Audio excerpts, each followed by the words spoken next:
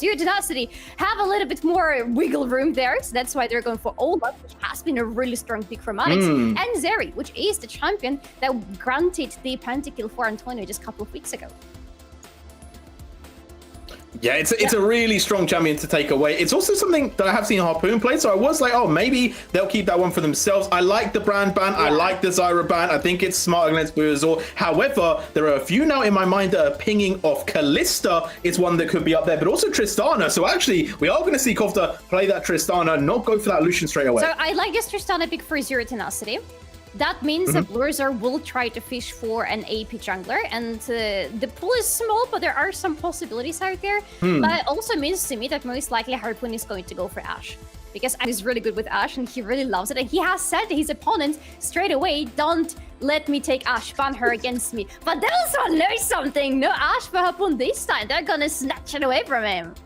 They just said, hey, you know what? We don't need to let you play it. We're going to play ourselves. They got the Korotkiy as well, so a very classic matchup in the mid lane. No particularly crazy stuff will happen. Obviously, level 2, Korotkiy might try and be aggressive, but realistically, you know how this goes. It's all going to be on the jungle presence, which could be the next pick up, right? Obviously, there is still a lot of potential for kind of other picks to go through. We could maybe still get that Rek'Sai coming out, but the Karthus is going to be locked in. So AP is what you called for. It is what we are going to get, Solari.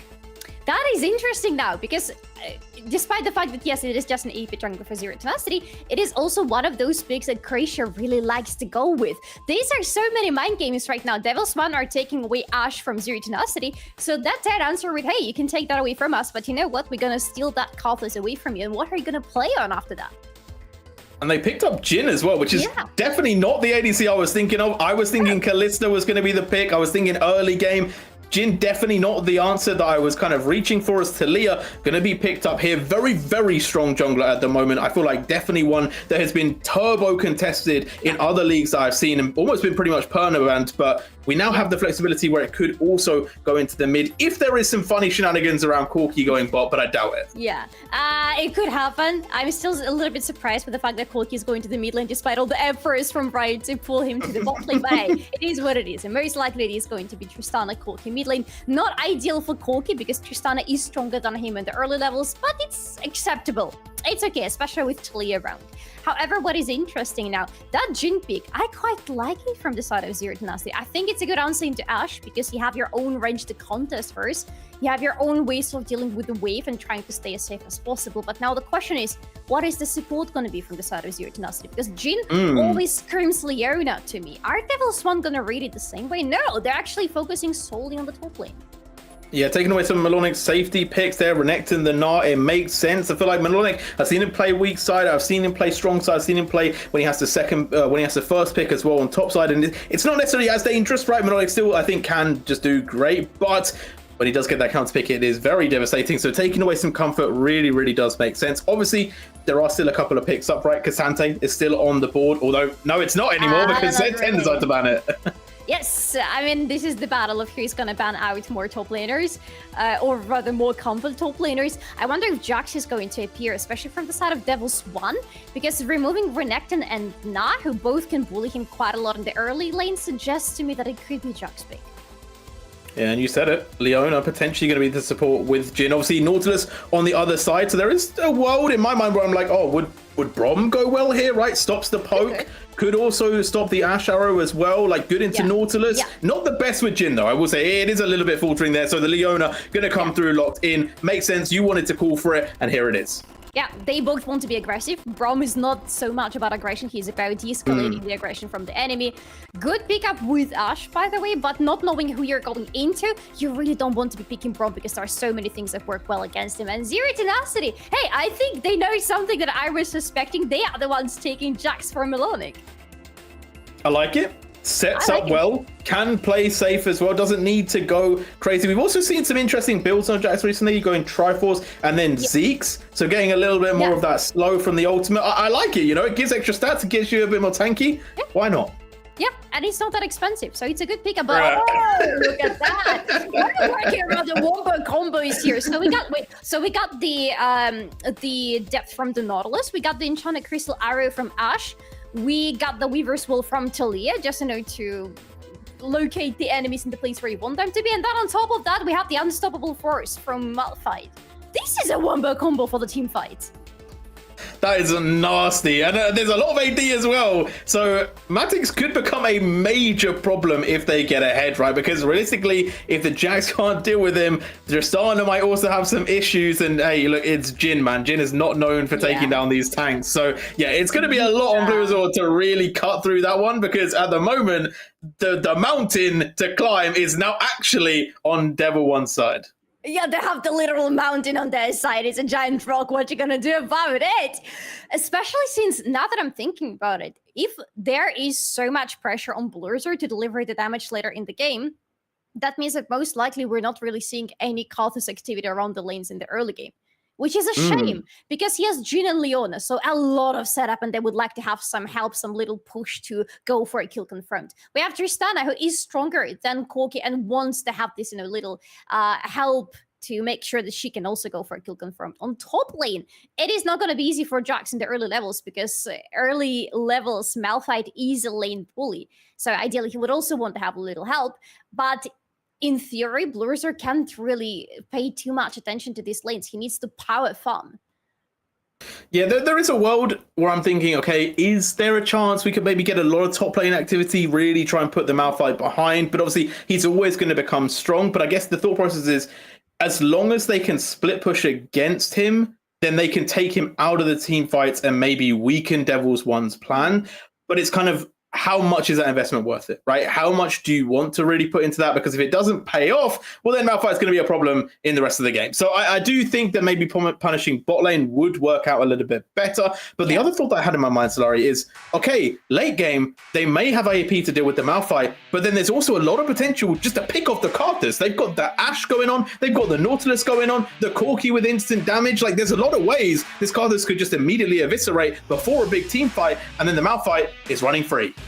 I mean, when you play Karthus, the thing is you're not afraid to have a bad death score on your side, because death is merely a possibility for you to press your R button. It's nothing like the end of the world, And nobody can interrupt you if you're already dead, so it's perfect. Nobody will be able to stop your ultimate. The question is when exactly you're going to die. If you're good with that timing, then you're good at being Karthus.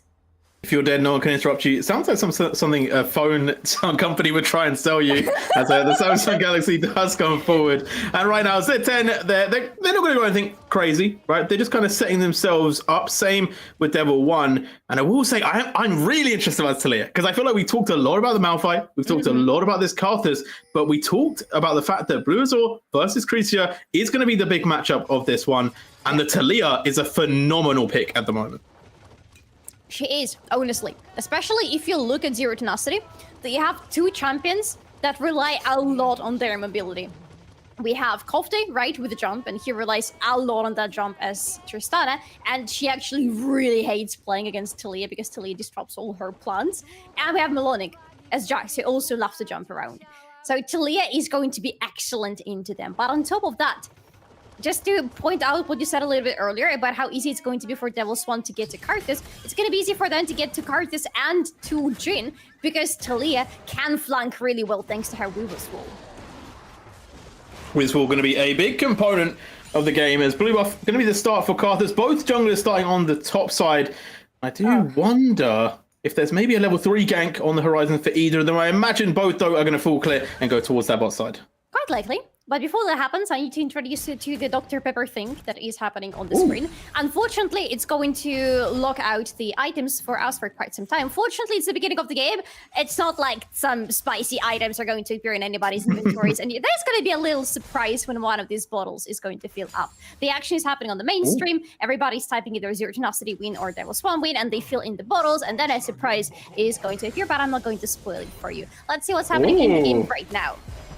Yeah, right now we're going to get a little bit of damage from Melonic onto Matix, but Matix is going to be pretty chill in this lane, right? Yeah. We talked about how Malphite is going to play this one out. Not going to be having too much fear. I really like that Z10 were able to get a ward. They do know that Taliyah did start on the top side, so realistically, they can position how they want to play bot side around that, as we're seeing Kofte get the level 3 early, and Ribu in big trouble here. Will not go down, but now super heavily pressured in lane. Had enough damage to make sure that Kofte cannot commit to a tower dive, plus has Taliyah more or less around him as well, so should be relatively safe. But yeah, it's not gonna be easy for him anymore. Yeah, his bot side was pushed in for Devil1, but I wonder if they're going to be able to get that wave to bounce, because obviously if they can get Z10 away from that safety of their tower, there is a world where Krisha could get in an early gank, and we've already talked about this. Bot lane in this matchup is going to be huge for devils.one. Yes, it is going to be huge. It has to be huge. This bot lane is going to be the setup for them for the majority of the upcoming fights, pretty much. And for Maddox, because Maddox will not be able to act on his own. He will need some setup from devils.one bot lane to help him out quite a lot. So I have my eyes set on devils.one bot lane, especially since, in theory, Ashe is never supposed to let the opponent lose, even if it's Jhin, who feels relatively comfortable into the champions with a lot of range because he has his own range to answer them with. It's still not enough for him, because ideally with Leona, they would like to commit, but Dancer is playing a really good game on this bot lane, making sure that he's zoning out Zero Tenacity. They literally cannot find any opening on Antonio. Yeah, keeping it cool, calm, and collected. Talking about cool, calm, and collected, obviously, when we think about tempo of the game, it does feel like mid-game is where devils.one are really going to be quite menacing. Obviously, we talked about so much how Zero Tenacity love a good early game, but at the moment, obviously, nothing crazy is occurring, as Blue is trying to threaten Krisha's chickens there, but will not be able to get any of the Raptors. Nope, no nuggets for you today. Oh, but the bot lane, though. Ooh, Harpoon, going to take a decent trade from Antonio, and I like this. I like that devils.one are happy to play aggressive. They're not scared as they're 10. They're not willing to just give up for free. They want to take the fight to them, and across all of their lanes, they're actually doing pretty well. Yes, and I mean, except for the mid lane. Mid lane is suffering, but Ribu is not giving any kills to Kofti, and that is the most important in his situation. But now, there is a perfect recall from devils.one, a perfect reset, because the Drake is coming up in 15 seconds. They have, I assume, some of their components, because we still cannot see what's happening in the inventories, and they are rotating straight towards the bot lane to make sure they still keep it pressured. Krisha, however, is on the top lane right now, which means no Drake is in the plans for devils.one, but he has been spotted, right, on that ward in the very furthest bush. Yeah, part of me isn't sad about not being on the bot side. I think if Krisha does go get the grubs, at least it denies 6 grubs away from Z10, which obviously, I watched Kofta a little bit. The man likes to split push, okay? And he's on Tristana. I don't think it's a bad thing to take away the grubs. Oh, it's a very smart thing to take away the grubs. The only problem is the timing is awful to take the grubs, because they're not going to spawn anywhere soon. It's still a little bit less than a minute, but more than half a minute, judging by the timer, because I can do math. Oh, here it goes. Here it is. The surprise. However you want to call it, honestly. Yeah, damn. The can exploding. A little bit too fizzy. Maybe some Mentos in there. I don't know if you did that when you were a kid, about putting like Mentos in like cola and stuff. But either way, moving it onto this one. Mm-hmm. Okay, nice. Right now, we're seeing 0-10 being pushed in, right? We're seeing a lot of pressure again by devils.one's bot lane, which obviously does activate open for that dragon, which we speculated about a little bit earlier, but Blue Resort never went for it. He never went for it. Honestly, neither of the junglers went for it, which is a little bit disturbing. But right now, Krisha is actually on the grab, so your assumption was correct. Problem is, Blue Resort is around, Kofti is around, but so is the whole bot lane of devils.one. We might see a big fight here. Yeah, devils.one are moving up here. They do have numbers, but 0-10, they brought down Melodic early, but Matix is there as well. So far, Krisha just able to start picking these up. One grub has gone to 0-10 though, so they're still alive for the opportunity to get 4 or more. As right now, Krisha is going to be able to pick up the last 2. So it will be overall a win for devils.one, but now without their flash, could potentially be at risk of invades. As we do see Erdo on Blue Resort, they're quite happy to keep pushing this pressure. They don't want to let go of any opportunity to try and put devils.one behind. But I think overall, who gets the smite on this? It is going to be Krisha to keep the camp. Yes, he still keeps it, still has his chickens, only lost the flash in the process, which is honestly pretty big. I like that he pointed it out, because for Talia to be flashless is a little bit risky. I wonder if Zero Tenacity will be able to punish her for that, but considering that it's still a Karthus we're talking about on the side of Zero Tenacity, I don't think it's happening too soon. Yeah, I'm surprised they didn't split the map. I thought Blue Resort would most likely just go down to the bot side for the dragon, not try and contest early, because as we said, they want a power farm. They're not really that interested in scrapping, and the Talia definitely very dangerous if they were able to pick up a bit of a lead. But nice rotation overall, forcing that flash out, as we might see another flash in that top side, because Matix taking a lot of damage there. Bold, Requiem coming down, you can't dodge those, and that's the first blood. I didn't expect that it was going to be enough to kill him. I thought, yeah, he still has quite a lot of health. Blue Resort just got level 6. There is no way in the world that he is killing him. But no, it was enough. With only the component for Leander, with only this little funny-looking mask in his inventory, good shot for Zero Tenacity, and a very important kill to pick up because it's going into the pockets of Blurzer, which is always a good investment to throw some money at your coffers. Yeah, and we see a bit of a replay there. I feel like there could have been a flash, maybe from Matix to avoid the stun, but yeah, once the Requiem comes down, the fate is sealed. But devil.one have made a progressive play from it. They will be able to pick up this dragon, so will keep themselves tempo in those neutral objectives. I gotta say, yes, tempo-wise, devils.one are doing rather well. They are farming, they are picking up the objectives really well. They are trying to pressure the lanes as well. And again, everywhere except for the mid lane, where even now it's looking good because Danzo is around, it has been working rather fine for them. The only thing is, I'm not sure how good of an idea it is to play the slow game, because playing the slow game against Kathus is not a good idea. This guy is happy with the time. He's like, thank you, free scaling. I'm all in for it. The scaling is coming in. I will say also Z10 are 2k gold ahead. So that even though objectively they haven't got the tempo, they are getting the tempo across the rest of the map. And we are starting to see that mainly in that top side, actually. Matix is like losing out quite a lot on CS. They're 30 CS lead to Melonic early on and a small lead to Harpoon too. And now this might even get worse because 0-10, they will be spotted out by Antonio. That's a good call from Antonio, making sure, they check out what the situation is, especially with the wave under their turret. They don't want to risk a tower dive onto Antonio. Antonio is a pretty big asset for the team, having quite a lot of souls in his inventory. The man is a walking soul... Sword salesman.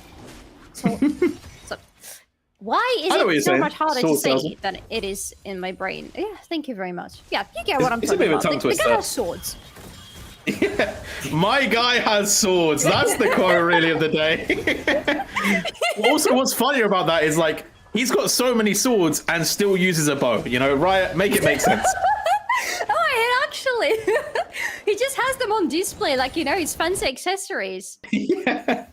It's actually just like, we just collect them for the fun of it. We don't actually use any of these things for combat. The BF sword, it's just for the bans. But either way, it is going to lead to a little bit of extra damage there. And I do like that the Ashe is still looking quite strong. I'm quite interested around that kind of mid-game play, though, because obviously there is a lot of setup for devil.one to go for those picks, right? They have ways to get into lanes fast. They have ways to lock people down on singular targets. So I do wonder around objectives, especially how aggressive they're going to go for it, especially now that Grubs is coming up for the second rotation.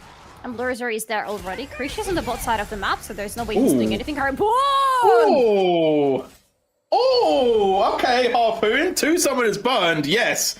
But the timing, almost immediate on the arrow and then flashing away for the hook, so no chance of losing out, and that will give space for the team to pick up these grubs. So it will be 4 grubs. It will be able to get the spawn of 1 when they do split push, so it is still online for Tristana as Harpoon taking a decent amount of damage from Antonio, but trading it back as Odo finally joins the lane. Yes, but they have some company. Talia is here. Pretty sure gonna step forward, knockup gonna land. Harpoon though quite far away, will get knocked back finally, but it's not enough damage yet, and they're losing 2 right now. devil.one in big trouble. The curtain call is here, and goodbye to the Ashe. No way. Wait. That was all because of the damage from... Wait, first of all, yes, Leona got 1 kill, so it's not a triple kill for Harpoon. A bit sad, but okay, still a double. But second of all, okay, the mask is completed for Blurzer, but how is it so much damage? We need a replay. I'm not gonna lie, there was so much damage going down the tower, plus the Jhin, then the curtain call. Like, it was a lot of damage overall, but Zero Tenacity getting the win over that one, and now pushing their lead to 4k Solari, which is a lot, considering we're only 12 minutes in. I think it might be the decisive play that we just witnessed on the bot lane, J-Real. I don't want to jinx anything, but I have a feeling that after that, getting their Jhin to 2-0, getting themselves to such a gold lead, I don't think there is any way devils.one will be able to play around it, especially since the time is still working against devils.one. And Blurzer is very comfortable being 1-0-3, so far 100% kill participation. Yeah, and right now Rebu also feeling the heat from the team, has managed to survive for a while, but may finally be going down. Although, actually, devils.one have brought a lot of members. They are bringing them to support, so will not give Kofta any sort of way in. But I'm also a little bit interested about the items. Although, hold on one sec, because Erdal actually being picked out here. This could be a little bit of a reprieve of a life here from devils.one. They pick up their first kill in the game, and they give it over to Rebu. That's a good pickup, and that was a blind pickup. We will need to see more like that from devils.one. Maybe now on the bot lane, that's a good arrow. Ooh, Crystal Arrow lands. Stun is still up. Now the damage coming through. Harpoon trying to get back to the tower, but going to be hooked, going to be made to stand still. And a nice pickup for Korotkiy. So, we said maybe that was a decisive play, but devils.one ever since has started to make things happen. Wait, Maddox? No, Maddox is going to leave. Fine. His turret is not going to leave, but Maddox is going to leave. Same for Rebo. Oh my god, this game is so nerve-wracking. But yes, devils.one do find some ways. But now, can they find a way around Bruiser? Oh my god. Matrix. They just gonna let him leave? Still has unstoppable force. So should be able to get out regardless of situation. But yes, 0-10 able to kind of get that tower early on in the game. They pick up that tier 1 in the top side. So once again, strengthening Malonic's resolve in this one as we do get the replay around Erdo. Yes, and it's a really good pickup. Almost a blind one for devils.one, but absolutely no way for Udo to get out of it. Doesn't have the flash anymore. It doesn't even have the ignite to try to have any funky business. That is the replay of a little bit earlier. Is it going to be? It's going to be the replay of the Crystal Arrow. Okay, it's not the one I was hoping for, but it's still a mighty good arrow from the side of devils.one. No way Harpoon is getting out of it, because remember, he just got all his summoners down a little bit earlier. A really nice tracking of the summoners there, making sure no flash, no cleanse. It's an easy play, but talking about easy play, 0-10 are going to be able to pick up the Rift Herald as well, and this will make it one step easier for them winning this game, although it has been traded for another dragon by devil.one. So they do have control of the bots of the map, but it's going to be Cloud Soul, which unfortunately isn't the best for them winning the game.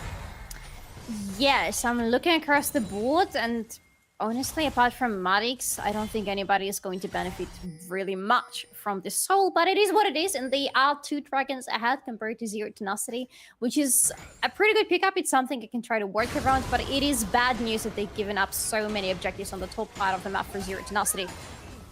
Oh, that was close. It was close indeed, as we see another dive potentially from Dunce. I don't know if you want to go for that one. A lot of tower shots will take them to half HP, and Govda was very comfortable there, and with a lot of support as well of Bluazor and Erdor, it may actually lead to more. Antonio quite happy just to run all the way back to base. Do not want to be getting caught out here. I wouldn't want devils.one to attempt another tower dive like before, especially when Erdor is still alive. Erdor actually played a massive role in the fact that the tower dive turned so bad for devils.one, making sure both him and Harpoon avoided the double knockout from the ultimate from Nautilus, led to them actually being able to answer them under the turret and keep them there for long enough until the ultimate from Bruiser is going to tick. But now what is going to not tick anymore is this outer turret on the mid lane, and I assume this turret on the bot lane as well. Yeah, 0-10, they're doing exactly what I've seen before, right? They're playing aggressive, they're playing fast, they're building that lead. 5k gold lead around that 6-minute mark is exceptional as they take down the 3rd outer turret now. And this is where I said, okay, maybe this is their ever so slight weak point, but they are so far ahead, Solari, I don't think there's coming back into this game. Yeah, in theory, there is supposed to be a weak point for 0 Tenacity. In theory, actually, their mid game is supposed to be not that great, but I'm not seeing it. I'm not seeing them slowing down. I'm not seeing them feeling weak at all.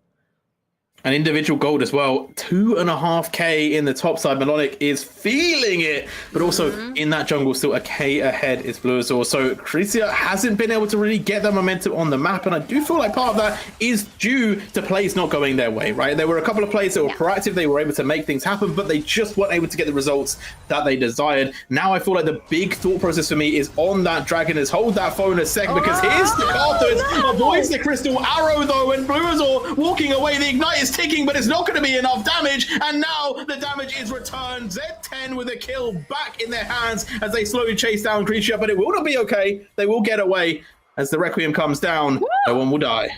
Ooh, that's a lot of damage onto Korotkiy.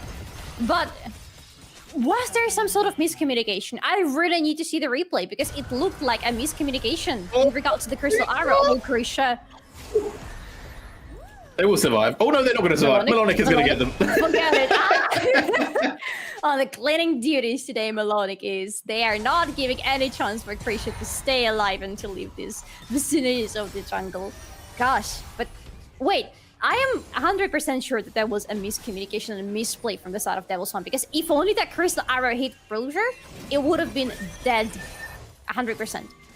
But it didn't, so something happened. Yeah, I think the hook slightly pulled them out of range. And yeah, that just meant that the arrow missed, which obviously gave less stun time over to the side of blue has also gave them a bit of space to kind of get themselves out of there, which obviously is just very unfortunate for Devil One. And I feel like it's kind of what happened in that bot lane as well, where again, it's a really good play. They set it all up, but then when it comes to actual execution, it doesn't work out in their favor. 0-10 punish. So let's see, it's an immediate flash from him. Yes, it's the, oh no, it's actually the knock-up. It's the hook plus the knock-up from Krisha. Just the hook. Should have still been within the hitbox of Crystal Arrow because the hitbox is a little bit wider than the arrow itself is. But then the knock-up from Talia actually moved him a little because he's not just moving in, you know, the horizontal direction, he's also moving vertically. So he's actually a little bit outside of what might seem like the hitbox.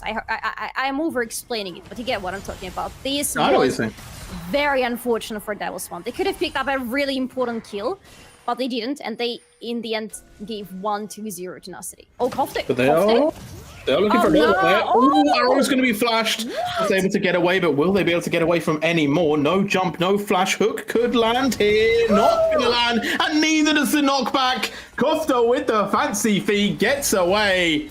And 0-10, once again, they're in a bad situation and they pull themselves out of it as now on the bot side, looking for that tier 2. They get the stun onto the Malphite. Matty, she might be tanky in the later stages of this game, but not right now. Although, Ardor went down, but the Requiem will claim Matix as well.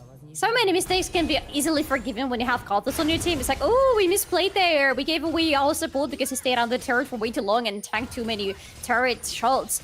The enemy's getting away from us, boo-hoo. And then your Katas is like, oh, okay, fine. I guess I'll do it for you guys. Oh, talking about enemies getting away, Antonio, it's definitely not. The damage from Kofte is out of this world right now. 8k gold lead as we see a tier 3 tower Solari taken down by Melonic less than 20 minutes into the game. And I've got to say, we talked about Melonic cleaning up. Where is Janitor Jax? I mean, he did clean up a little bit in the beginning of the game, then a little bit in the mid game. He's on the payroll for sure. Maybe he's not, the most diligent worker, but he gets the job done. Like the top lane is thoroughly, the bot lane is thoroughly cleaned. The Nexus is open. You can go and take it if you want. And that's the thing about Jax, right? Compare Jax to Malphite. If Jax is behind, and for the record, he's not, he's still extremely useful because of how good of a split pusher he is. If Malphite is behind, he doesn't do anything. He's simply a setup tool, and we haven't seen devils.one use this setup once. Yeah, I agree. It's like the Malphite can still play his role, but only if you utilize it, and they've never got the chance. So at the moment, it is a little bit rough for devils.one. Also, the itemization going Frozen Heart first. Not what I fully expected. I kind of get it, right? A lot of auto attackers on the side of 0-10, but a lack of health, I feel like, would be my point to that one. But right now, devil.one in big trouble in the mid lane. Antonio going to flash away. We'll be able to buy a little bit of space between them and the Leona, and we'll finally be able to survive. But on the top side, on the bottom side of the map, it is going to be a in here. But now there's the setup. Big knock up onto the Tristana. They will take down one, but it's a 1-for-1 overall. And Melonic now trying to get away, will be hooked back. A lot of damage going to be dropped down onto this top laner as Krisha missing, but will finally get that kill. And overall, it actually works out in devil.one's favor. A little bit sloppy from Z10. Great wall from Krisha, by the way, because you can see Melonic trying to get away, jumping on this ward and just trying to run away. But this wall, he had to turn around immediately, and when you cannot really turn around because there is enemy waiting for you. Yeah, 2 really good pickups for devils.one. Doesn't unfortunately cancel the fact that they have lost an inhibitor on the bot lane, but it means the most important thing to them right now. If they hadn't taken those 2 kills, it would have been a Baron for Zero Tenacity. Zero Tenacity have 2 AD carries, and one of them, Tristana, is on 2 items, so pretty much already spiking into the mid game. They would have taken this Baron down extremely quickly. With an open heap on the bot lane, they immediately rotate Tristana plus Jax if they need to, or they can even leave Jax to make sure they still pressure devils.one. They take the Baron, and then it is guaranteed game over for devils.one. By taking these 2 kills, they slow down the Baron, they pretty much cancel it immediately, and they give themselves a fighting chance. Yeah, devils.one. Not out just yet. We've talked about how it's going to be a tough road back, but you know what? Maybe they can make it happen. A minute 30 before this Dragon. As she said, Baron is still up as well, but look at the split push pressure right now. Melonic and Kofte in those side lanes just keeping the pressure high. And devils.one want to group up. They want to utilize their pickup potential in a big team fight, and they want to finally use Marek's unstoppable force to a good cause. but they cannot find it because they need to answer on the side lanes, they need to split, and they feel much weaker when they split because individually everyone on their side is in a weaker spot right now, except for Ribu. Ribu is doing fine on 2.5 items. That is a pretty strong point for Korotkiy, but not the strongest yet. He needs IE on top of that, and then yes, we are talking about the Polski Korotkiy, the one that almost never loses, but he's not Polski yet. Oh, Matix needs to be careful. I said that Matix could become a major issue by being really tanky, but at the same time, he can't stand up to Kofta and he can't stand up at the moment to Melonic. So it is a little bit of a void at the moment to kind of who will deal with the split pushers in the long term. But at the moment, devils.one, they don't have to think about that just yet because Baron is what they really need to talk about. They should understand what's going on. They need some vision in the pit, and now they know for sure the Zero Tenacity are there, but can they do anything? Ooh, Requiem gonna come down. Decent amount of damage onto Krisha. They are gonna start playing for this one though. Erdor taking a lot of damage here. May actually go down to the burn. Will finally fall down, but in the backline, Melonic stepping forward, double stun. Here's the fight they wanted. 0-10 moving forward. Matix buys a little bit more time, but it may not be enough because here comes Harpoon stepping forward. 3 kills assigned to the Jhin. But devils.one, they do stop the Baron. They do stop the Baron, but at what cost? Giving 3 kills to Zero Tenacity, to Harpoon. And Harpoon really is very thankful for this money. He needs it because look at his inventory. Still have completed items, but he needs something on top of that. He needs to get to this 3rd item to make sure his damage output is maximized. And with these 3 kills, I believe he should be there with the next recall. Back to the Baron again. No jungler. Harpoon maybe saving the final shot. Ribu, can you maybe steal it? Going in. Gets licked up though. 2 kills secured. And the Baron resetting. It's not enough. It will be picked up. Harpoon able to finish that one off with the help of their jungler, but almost Ribu with the hero play. Almost. Oh, if only he didn't die, he would have taken this Baron. But it is what it is. A really good arrow, by the way, towards the daughter. He did die in the end from Taliyah because Taliyah is sitting already on the completed Liandry's. But Melonic, this is what Melonic really excels at, finding those flank angles onto the enemy, getting into their backline and disrupting their formation, bringing in a lot of damage. And that is something that Jack excels, especially since the place is also perfect for him. He can put Counter-Strike on a lot of people. But that is the almost hero play from Ribu. Does take down 2 in the process, but Krisha. The problem is Krisha is still Caldas. He doesn't care that he died. He can still finish the Baron even after he's dead. Yeah, Blue just still doing a lot of damage. I thought there might have been a reset there. If they had reset the Baron there, oh, that would have been a massive play. Yes. But at the end of the day, it does not. And now with the Baron buff available, 0-10 even more dangerous. Another tower going to be taken. That's a tier 2. But can they secure the mid-tier 2 as well? At the moment, devils.one, they are holding on a bit better. They did decrease that gold lead, which I think it was at 1.9k down to, well, it's still 9k actually, Solari, so maybe they haven't decreased it at all. Yeah. It does feel like they're maybe a little bit more in the game. They're a little bit steadier in some of these team fights. But at the same time, if you look at the other side of the map, and I look again at the inventories, because the items speak a lot about how strong Zero Tenacity feel right now. It is almost 3 items for Blurzer. He should be able to pick up Rabadons really soon. That is 3 items completed for Kofta, and finally the IE completed for Harpoon. Now we are talking about Jhin, who is fully online. With the IE, his crit damage is where he wants it to be, pretty much.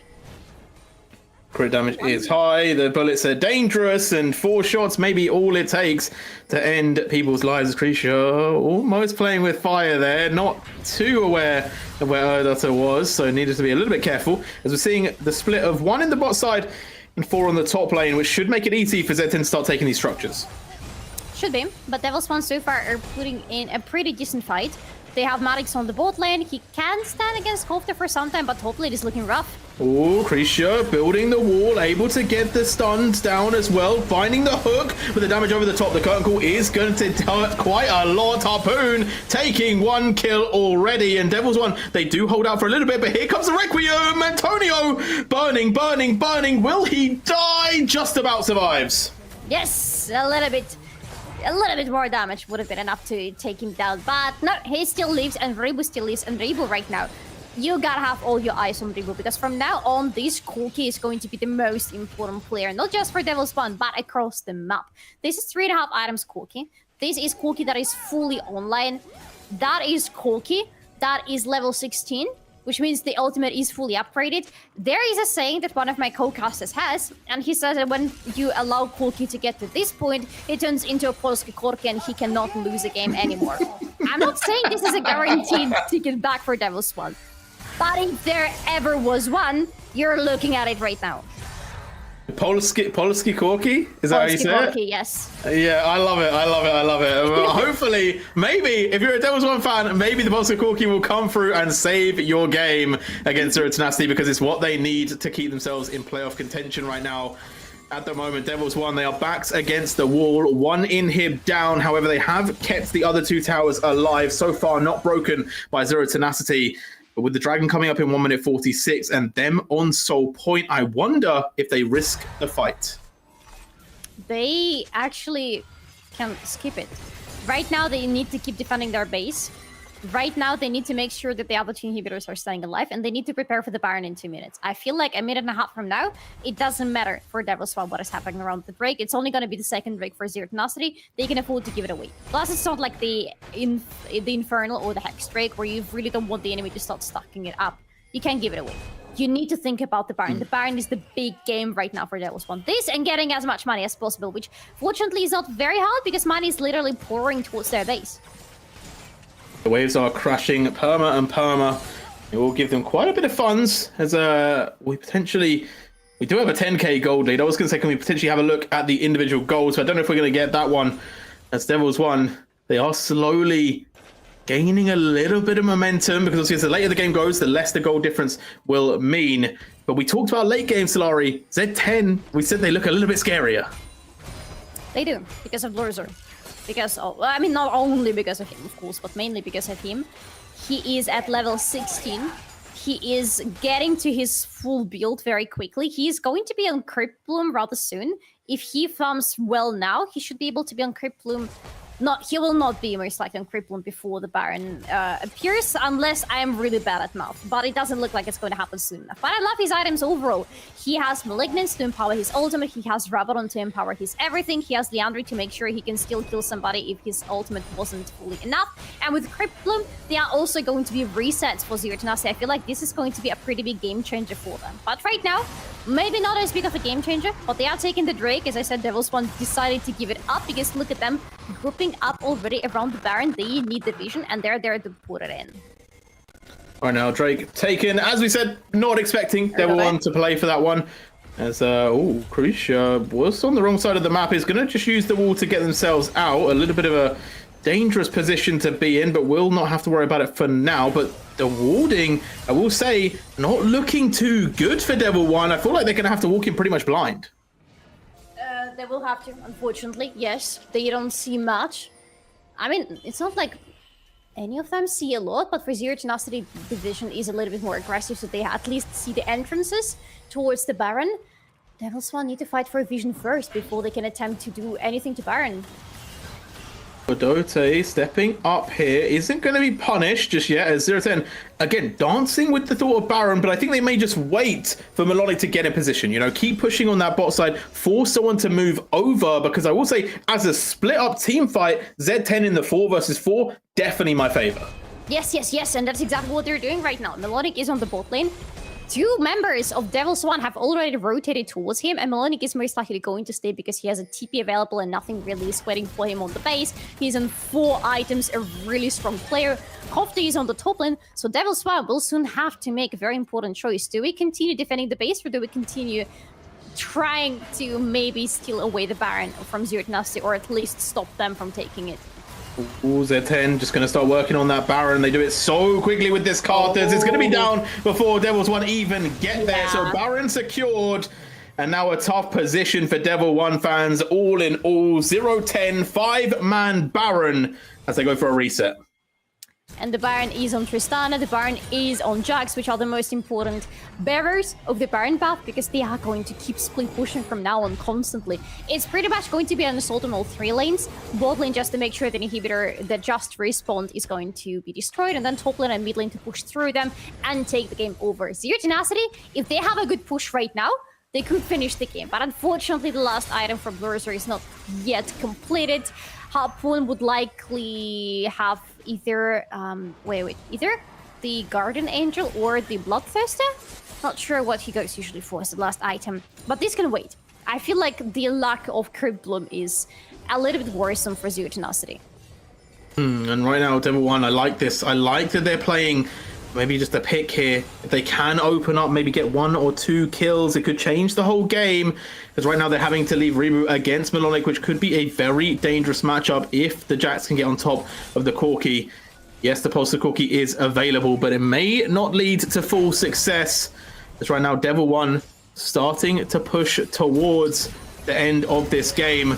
Pretty sure going to get the knockup as there's the double from Matix, able to get Kofta low, and they will be able to pick up this kill. Can they find more though? Darts are now locking down Erdo for a long time, and 010 not able to return fire. Creature going into the backline, holds them off. Wall is up, but Blues are flashing forward, looking for the aggressive play here. Will deal a decent bit of damage, but cannot land these lay waste. But now they're starting to fall. Harpoon moving forward, the Requiem coming in. Solari, danger for devils.one. As a couple will die, Antonio needs to dodge these shots. The lockdown, will it be there? The final shot taken! And Antonio will go down. Yeah, the final shot from Harpoon.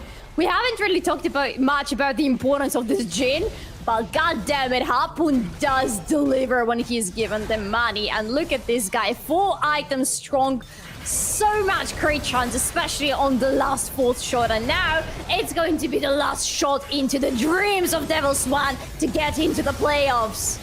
0-10 crushing dreams, getting more wins. I think this is their 11th game that they've won in a row, and what a fashion to do it in. Massive leads from the get-go. Kofta trying to kill Riru on the Nexus, or sorry, on the Fountain, as the Nexus will go down, and Solari, what a way to kick off the day. Absolutely insane. This was the match of the week, and honestly it did deliver very accordingly to its name. A lot of damage from both sides of the map, a lot of action from both of these teams. Speaking of damage, by the way, look at this damage graph. Reboot dealt a lot, but can you even compete with Harpoon? I don't think you can. Harpoon, crazy player across the map, has just been doing God's work, and 29k, damn. We didn't even talk about him that much in the game. I feel a bit bad now because the performance was exceptional. That is the thing about Harpoon. He doesn't always have the flashiest games. He does sometimes, of course, but it's not about the flashy games. It's about his reliability. And previously, it used to be not like that at all. Previously, he used to be this flashier player who has his ups, but also has his downs. I love that we're seeing more and more consistency from this guy. This was just good, consistent damage throughout the game. He was constantly out farming compared to Antonio on the bot lane, which is not easy to do when you're playing against Ashe. And then on top of that, he was farming throughout the whole game, getting in the kills, surviving for the vast majority of the attempts to assassinate him on the bot lane. And then when he's finally full build, he just goes in and creates absolutely every living thing on the Summoner's Rift.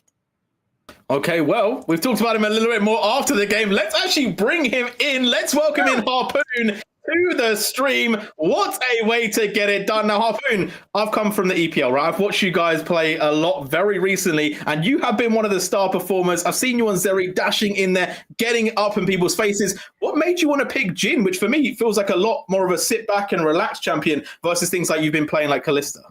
Hello, guys. Why I decided to pick Jhin? I mean, it's pretty simple answer. And the thing is, they picked us, which we didn't think that they will do, because this guy didn't play us single time in this split. He only played us against us, but it was more to the answer of Kalista that we were playing for 4 games in a row. So one team decided to finally pick us into it. So we thought, okay, this guy doesn't play us. They will for sure ban it against us because our prior on Ashe is pretty huge, from what you can see from EPL and Ultraliga, and they didn't ban the Ashe, so I was like, okay, probably Ashe gaming today, maybe not, and they just took it, and Jhin is kind of common answer into Ashe. It's more like AFK, we are just chilling, they were trying to dive, I don't know what they did on this dive. I think Erdot played really good, because on the timing that Nautilus went on me, Erdot flashed on Talia and ulted and Q, so Talia couldn't follow up. And that's how actually the game was really easy to play. Later on, I trolled and I died, lost the waves. So it was really weird game to play. But that's basically why I picked Jhin. It's just good matchup AFK. I'm not doing anything outscaling. Good to hold. Just outscaling and dealing the damage later on. Yeah, makes sense. Thank you. But now the question to me, as the member of Zero Tenacity, the playoffs are approaching. This is our last week in the regular split.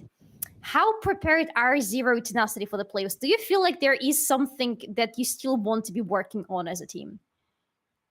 I mean, for sure, there is always something to work on. Sometimes Yeah. it shifts from scrim to scrim, sometimes week per week. Depends what we are worse at the time, and then we try to get on the level to it and stuff like that. For sure, we are way better than last split coming into the playoffs, where last split we were struggling in those regular games, kinda. Sometimes it was sometimes it was longer. Right now, even though we played 34-minute game, I felt like we just had a bit of fun. Like, for example, this Nashor, we would never go for it, but we were like, okay, we are just having fun. Like in normal game, either we just play it better or we just don't do it because it's free Nashor anyway. And these games feel more like way easier, and we are controlling them up all the time. And last split, I didn't have the feeling like that. It was more like either we stomp lane. If we don't stomp lane, it's kind of rough. And right now we both stomp lane and try to play good in mid game, and it's working off. Yeah, no, indeed. And I feel like you guys have been obviously putting in that work. You've been playing a lot of games. I want to kind of look forwards towards playoffs now for you guys. Obviously, you've locked playoffs. You're going to be taking on teams like Back to the Game, but also Forsaken. But I want to ask, are there any of the teams that you're maybe a little bit cautious about? Because obviously, you've already played some best of fives, best of threes with Back to the Game, who have been a little bit of your nemesis. But are other teams maybe starting to kind of get into your mind a little bit about they could be dangerous in playoffs? I mean, I think Back to the Game is one level or two levels above Forsaken. I think they're way better as a team, but maybe not as individuals. Let's see. For sure, they're better as a team, so also it makes them better as individuals, right? And last time we played them in EPL, we 3-0 stomped them. So for sure, there is no one that can get to us. The only thing that can get to us is the curse that there is no back-to-back Ultraliga winners. And I think that's the only nemesis that we have, to be honest. Wait, weren't you the back-to-back winners once? No, Or did Anonymo break it? No one won back-to-back. Okay, so you have to be the first ones then, I guess. There are so many curses that need to be broken in Ultraliga. This definitely has to be the first one, and you have the power to actually make it come true. But Hapun, thank you so much for coming to this interview with us. It was perfect to hear it from you. But as you know, we have this tradition here. If you want to give any greeting or shout out to anybody, including in your native language, please do so right now. Okay, shout out to Maya, Wojtuś, and Simon and Kasper. All the Wojtuś and Kaspers, I assume, were like some specific Wojtuś, ones. it's like Wojtek, you know? It's I don't know what is Wojtek in English. Wait, Wojtek? It's just Wojtek is just a Polish name. Not all Polish names are translatable. No way. It's Wojciech. Yeah, it's Polish name. Wojciech. It's That sounds Czech. It's Adalbert in English. Adalbert. What? Yeah. You know what? I don't know what that is, and I'm terrified to ask, but I will leave it with you, Haripun. Thank you very much once again, and good luck in your last game of the regular split tomorrow. Thank you. See you guys. Good luck. See you. Okay, with that being said, we are going to go to a quick break. When we come back, we'll be getting game number 2 under the way. And this one is also quite important. GRP taking on Forsaken.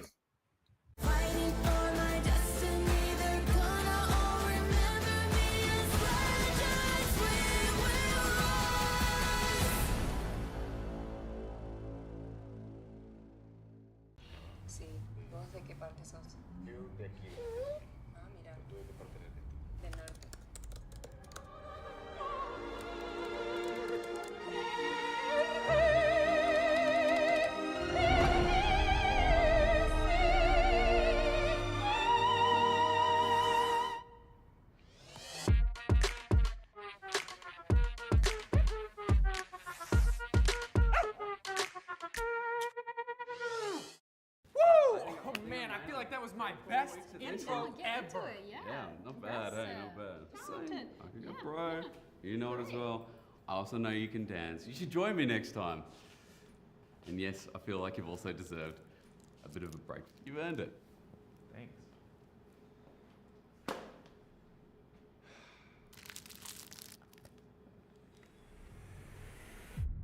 Even the biggest champ needs a break.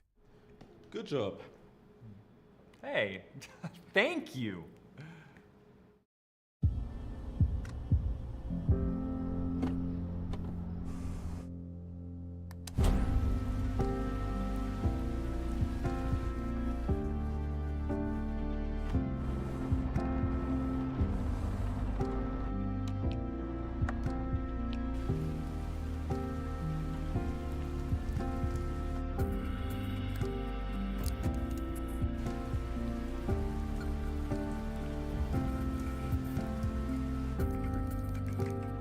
Wjedź do elektryzującego świata e-sportu i zagraj z nami. Moc energii zapewnia elektryczna Kia EV6.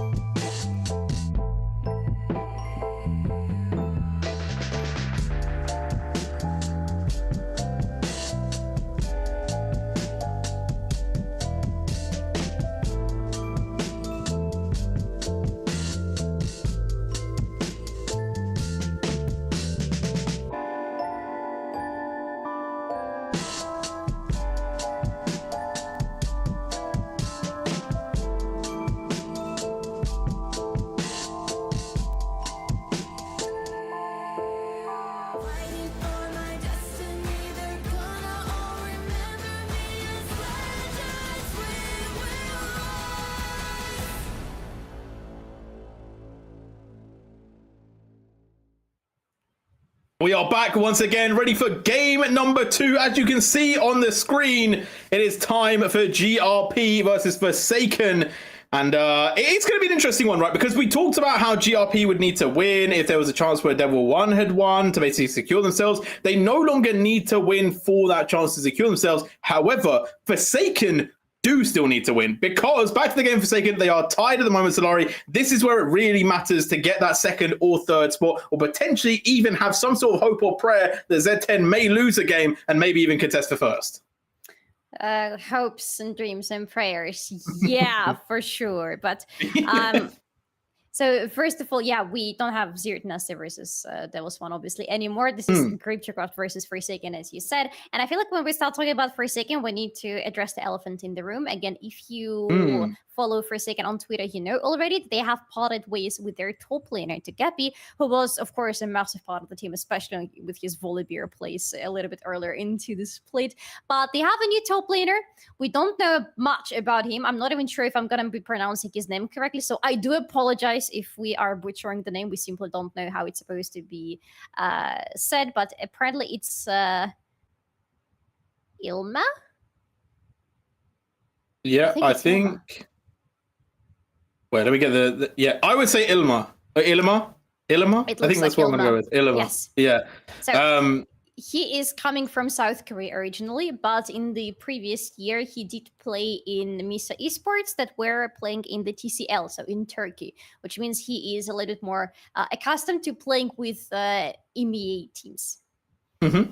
Yeah, and obviously TCL, a very good region, right? We've seen it a lot at EMEA. Oh, yeah. They've definitely made their name stake, and they are definitely a dangerous region indeed. So I guess there are some high expectations. Obviously, we kind of talked about this a little bit in the green room. For me, where I feel like GRP are the bouncer team, right? Essentially, they say whether you can come in or not of playoffs, as we are going to go into draft. And I feel like their record against teams above them in the standings hasn't been good, right? They've just been allowed straight through. They're in the club having a great time. Whereas other teams at the lower down the table, they've just been denied entry. But GRP, can they change this today when there are stakes set for Forsaken, but also with this top lane change, is it going to change how Forsaken play? Are they going to be slightly less stable? This feels like the day to take the win against them. It feels to me like it has to have some consequences on Forsaken, because it is not even their sub player who has been with the team for some time. It is a completely new player they're bringing in the very end of the split, when it is all about how good the synergy within the team is. So it has to take a toll onto them. But we'll see about that in the game. Let's see what is happening in the draft right now, because there is another Nidalee ban, by the way, opening up the things for us, but this time it's against Ballad. Ballad did play Nidalee at least once, from what I can recall, and he was pretty good with her, so you can see where it's coming from.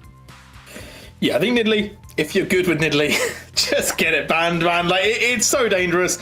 It can really just kind of pop off. And even in compositions where it feels like it shouldn't do well, it still kind of feel proficient on it. So it's definitely one to get rid of. The Leona, the Talia, not too surprising there. The Rumble, Tristana, and Zyra all banned away, which for me screams Brand should get locked into. He should. I would not be surprised. But Forsaken decided not to go this route. They have Maokai locked in for Zioner. Zioner is a pretty big Maokai player, and in general, he doesn't really feel that accustomed into the current meta with a very strong carry-like AP junglers.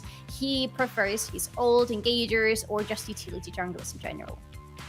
Okay, I like it from GRP there. No Tristana. They lock the Lucian. They pick up the Brand. Admittedly, if there was a Tristana, they still lock the Lucian anyway. But I like that they picked this one up. I think it's very strong. The Brand pick in general has just been really, really solid. And I will say GRP, they're not notorious for their early game starts. So I feel like having those kind of earlier picks might lessen the blow of Forsaken, who are rampant in that first 15 minutes.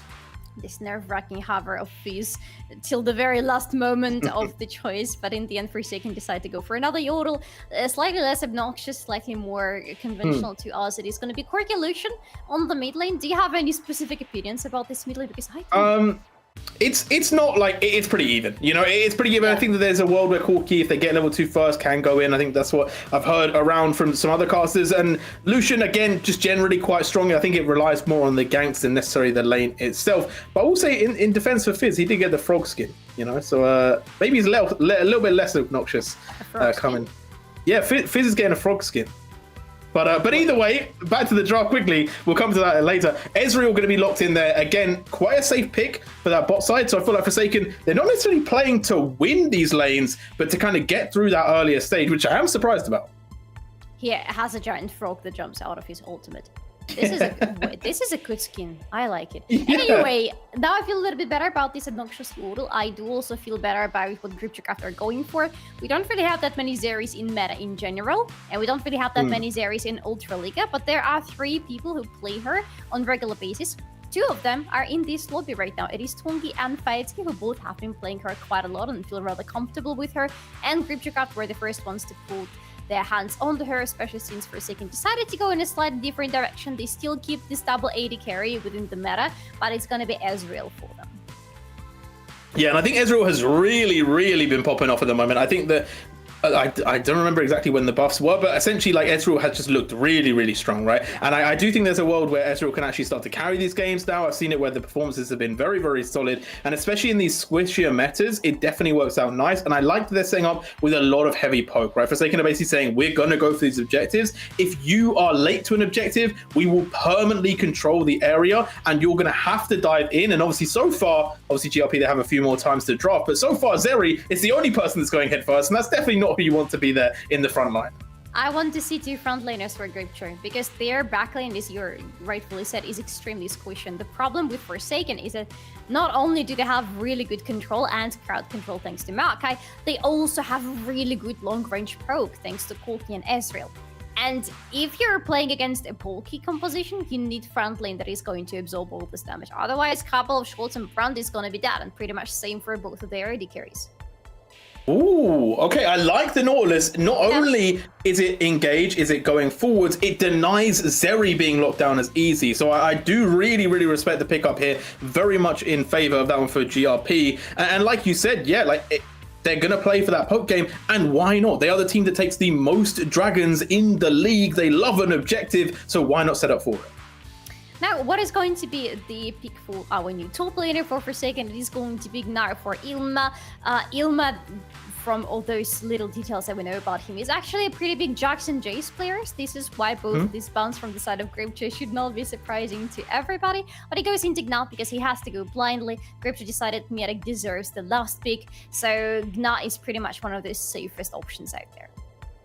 Okay, I would have liked the Brom. The Brom definitely would go well. The Alistar obviously gives some more engage. I like it. It's good into Nautilus. It also makes GRP play, I wouldn't necessarily say safe, but they have to play consciously in that bot side. They cannot overstep because you could get thrown under the enemy tower, which is never a good place to be in. Seraphine being locked in. A bit of homage to you, as we are seeing Sentu kind of go through those champions. At the moment, obviously, we're expecting a top laner to come through here, so Seraphine would be wild, but it's going to be Camille. Yes, who else would be wild? Exactly, it is going to be Camille in the end. I like it. I like both of the last picks from both teams. I like the Alistar for Parasite a lot, not only because Parasite is good in their comp and against the enemy comp, but Parasite has played Alistar quite a lot throughout this split, and he is really damn good. To put it slightly, he is really damn good with that champion. His outplays have been insane, and I'm happy to see that being his pick of the day. For GripCraft as well, I like that Mietek is playing top with a lot of aggression, with a lot of possibilities to play by his own rules. Plus, it's a backline access should they decide that they need one, and it's a pretty reliable one.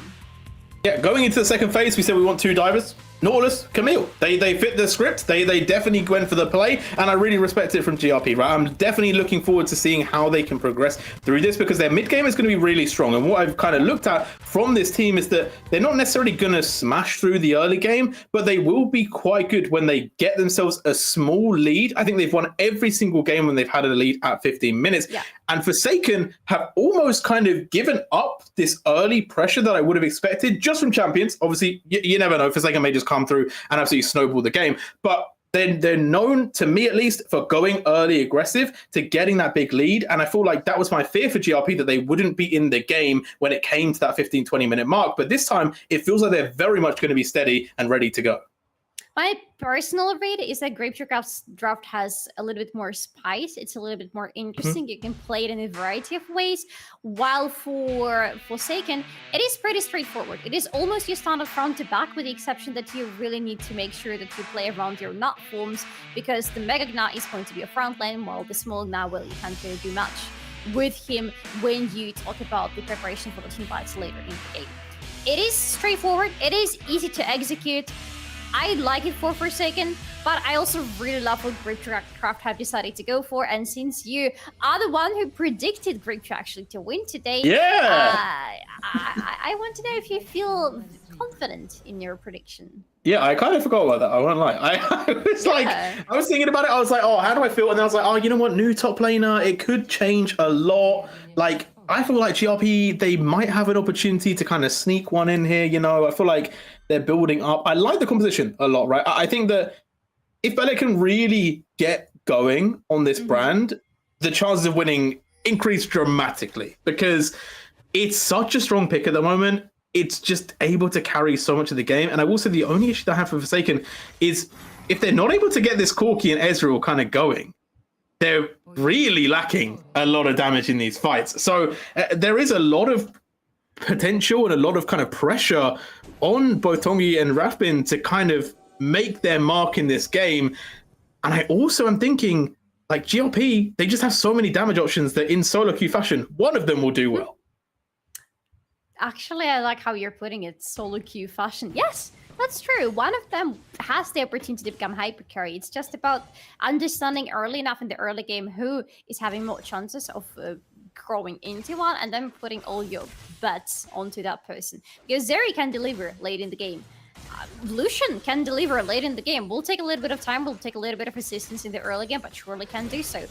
Ballad can deliver. He will need to have a lot of fun, but he will. Ooh, that's a lot. That's why I said level 2 Korotkiy is crazy. Like, if you don't respect it, it absolutely destroys your health bar.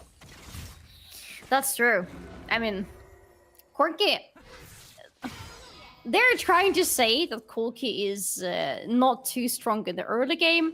He is he's vulnerable, but at the same time, his damage output is rather strong. That's why you see champions like Tristana and Lucian against him. Ooh, level 2 early, getting onto Fatesky, able to stay alive. Now, you know what, Solari, my biggest issue with Korotkiy is that Riot never made Postman Korotkiy when he used to pick up the package. Oh. Like, where was my Hermes Korotkiy chroma, you know? Like, where the package never gets delivered, you know? Like, it's like, you know what I mean? Like, I feel like they missed out here. But yeah, that's true. Talking about missed out, Rafbin is not missing out on damage onto Artoria. Will force them back. A good trade, though, from Artoria. Great name, by the way. Shout out to Fate Stay. But, yeah, overall, yeah, package, Korotkiy, no Postman, disappointed. Wait, what does Artoria mean? So Artoria is well, in Fate State at least, if that is where they chose their name for, Artoria was well, it was King Arthur, but in Fate State it was a woman, so it was Queen Artoria instead, basically. Oh, well, and that's I like Saber. it. Yeah, and she was very cool. Saber is a very cool character, so yeah, big shout outs to Artoria, if that is where they got the name from. But right now, we have to have some big shout outs to the new top laner, because they are getting ganked. First game in the league, first gank, and that will be first blood to Bellet. So many things worked so well for Ilma, unfortunately. First of all, of course, the fact that he didn't have any vision onto Ballad. Second of all, he didn't have the wave he could have hopped onto to escape with a double hop from Gna. Third of all, he did hop right before he died. Very unfortunate, but great show. Oh, no, Parasite! Oh, no, with the early knockup, doesn't manage to land it onto the Zeri. The Pulverize is just a little bit too fast. Speaking of things going wrong for Forsaken, it looks like it's not just a top lane curse for them today. Very unfortunate, because this gank could have been rather impactful, especially if they could take Fatesky down. At least one death would have helped out this bot lane a lot. But hey, it didn't happen, and I just saw some shadow on this bot lane. Yeah, the brand is lurking. Bella is in the wings, looking to get a little bit spicy in the bot lane. Will finally show. I think it will just assist him in pushing this in, because obviously Fatesky low on HP. Why not give them the early reset with a little bit of assistance as the wave does crash? As we get a replay of that top lane gank. Look at Ilma. He's going to hop. He has absolutely no wave around him. And he's having this full sense of security. He's hopping away from the W from Camille, but that is what ultimately leads to his demise. Even when wave finally arrives, he doesn't have the hop anymore, and he's dead.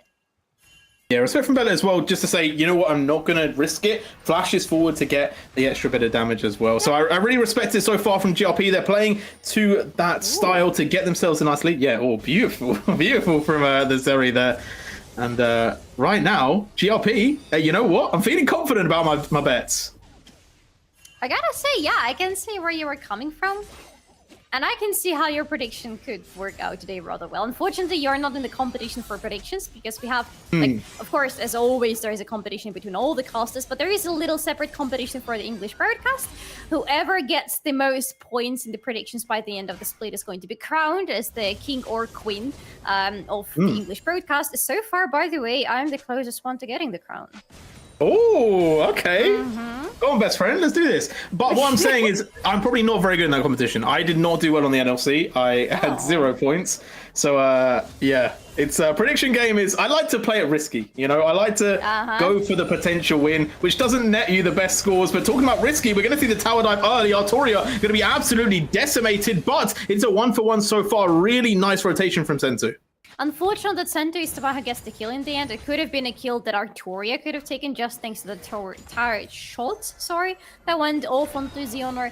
But hey, it's still a kill, it's still an exchange. Maybe another one that hopefully... No, it has to be just the grubbies for the grip chip. Yeah, and Brand and Grubbies, name a better duo. Absolutely devious at taking this objective as Parasite is lurking, but Sentu also there. It could be a 2v2 with a bit of rotation from the top side as well, but Ilma has just gone into Meganar form, so not going to be as powerful for this fight, but they may actually just go for the gank on top side as Parasite is moving up, but Majutek able to walk away from this one, gets out with the hook shot, and now it's actually the Alistair in trouble. Parasite taking a lot of damage, but here is the grouping. Artoria a little bit late to the fight as Majutek locks down Ilma, the Gnar trying to stay alive, but in goes the Lucian, the kill gonna go down to the Maokai. Xeonor able to clean up a couple kills, but it will start to fall back to GRP.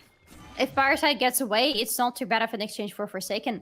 I'm not sure if he can, but Rafpin is around. He should be able to be fine. Yeah, I think he will be fine. Nobody is gonna chase him down from this point on. Oh, what? Whoa, he goes back! He's gone in! Parasite doesn't care! He will go down for this one, and Rafpin may actually be falling as well. Bella has joined the fight, and Artoria is aggressive with it. 2 kills secured for GRP. Now, this is not looking good.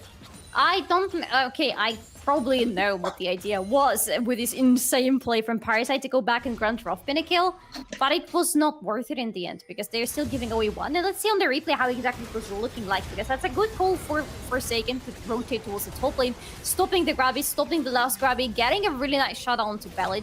2 kills in the end for Xeonor in this exchange. You don't want to be finding Maokai around the bushes. And after finally Gripcraft takes Xeonor down, it looks like this is over for the fight. The exchange is pretty equal. It is fine for either of the teams. Still 2 grabbies in the pockets of Gripcraft, sorry. But after that play from Parasite, I'm not a fan. I'm not a fan. Just finding 2 kills instead of 1 when it could have been 0 from both sides. I don't like it. Yeah, it was a step too far, and maybe this is what I was a little bit expecting from Forsaken to play quite aggressive early, but then again, as I said, they don't really have the composition for it. So maybe if they'd gone a little bit more early game, that play could have worked out, but I do think it was just 1 step too far. Still though, sitting in an aggressive position there, Parasite obviously waiting for the potential gank onto Artoria, but we'll actually just go back, and now it's Sentu's turn to move forward here, so I think the Rafpin needs to be a little bit careful here. Hook just about not going to land. Yes, very good Valkyrie from him. He cannot dash as far as he used to before the rework, but it's still enough to get away from some danger, but not all of it. Oh, Rafpin with the culling over the top. It's not going to be enough. If Bella had maybe hit 1 more spell, maybe they could have got the proc of the passive as Fatesky now in a little bit of trouble. But Lightning Crash going to be utilized with the barrier as well, but it's barrier for the Ezreal too. Flashes out and avoids the Mystic shot that almost ended their life. And Senta and Bell are around, but they are not getting to the bot, and they're busy fighting with Xeonor. The fight is still on. This time, though, Ziona able to just execute Bellet. No questions asked. The tree beating fire, which is definitely a question we can have a little bit later, as Artoria now under fire themselves. Going to be able to get away from Rafbin. His Parasite is still going forwards, by the way. This man does not know when to quit and is going to potentially die again. But Artoria is warded away. Rafbin just doing too much and will pick up Send2, or maybe not. No, we'll be able to get the kill. Yes, and almost getting Artoria, by the way. Artoria was not recalling in a safe place, but Fatski for the cleanup. Fatski for the cleanup. As you said, Parasite, do not turn around, man. Do not go back into this fight. Team B coming in as well. And Fatski on the chase, but will they be able to get there in time? The wall jump will be enough. And Forsaken will get out of there. But what can GRP gain? Can they take this dragon as a prize?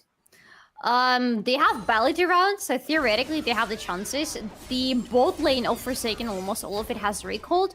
If Grapture have this information, they should be going towards the Drake right now and take it. But I think they're more interested in Tongi, judging by the minimap. No, finally they are going towards the Drake. Should still be enough time with the Brand to take it. Yeah, Artoria with a nice win there in the mid lane as well. So able to rotate. First dragon should be secured by GRP. And to be fair, it's a nice one to pick up. It is going to be the Infernal Drake as the single. As Majutek, ooh, just about missing that hook shot. Yes. I like the Infernal Drake as an individual Drake because it stays with you and it still gives you some additional damage. And this damage scales with you because it's a percentage damage. Always a good pickup, even again as an individual Drake. Good call from Grapture. I like that they have found the control over the bot side of the map because even if you look at the minimap, they have a lot of vision around this Drake and in the enemy jungle in general. Might lack a little bit in their own jungle because Forsaken are simply walking around it. Tungi able to trade. The Mystic shots hit, man.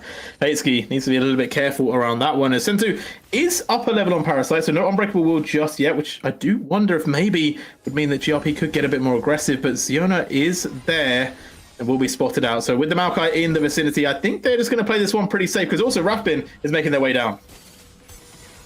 There is no way for Grapture to find any aggressive plays. They have, however, Artoria around in the jungle, has not been spotted by anybody yet, but will need to return very soon because otherwise it's going to be free farm for Rafbin, a plate for Rafbin, so there is no way Grapture can continue any play on this bot lane. They've lost the position. Yeah, but they might be able to play on the top side. We'll have to have a quick check-in of that in a second, as we are seeing Maokai dropping Nature's Grasp. We'll be able to lock down the support. Send2 probably going to be the sacrifice for this play. Will be picked up, so they can make something happen overall. There was no way both of them were getting out of this alive with the angle at which the ultimate from Ziona was coming their way. No.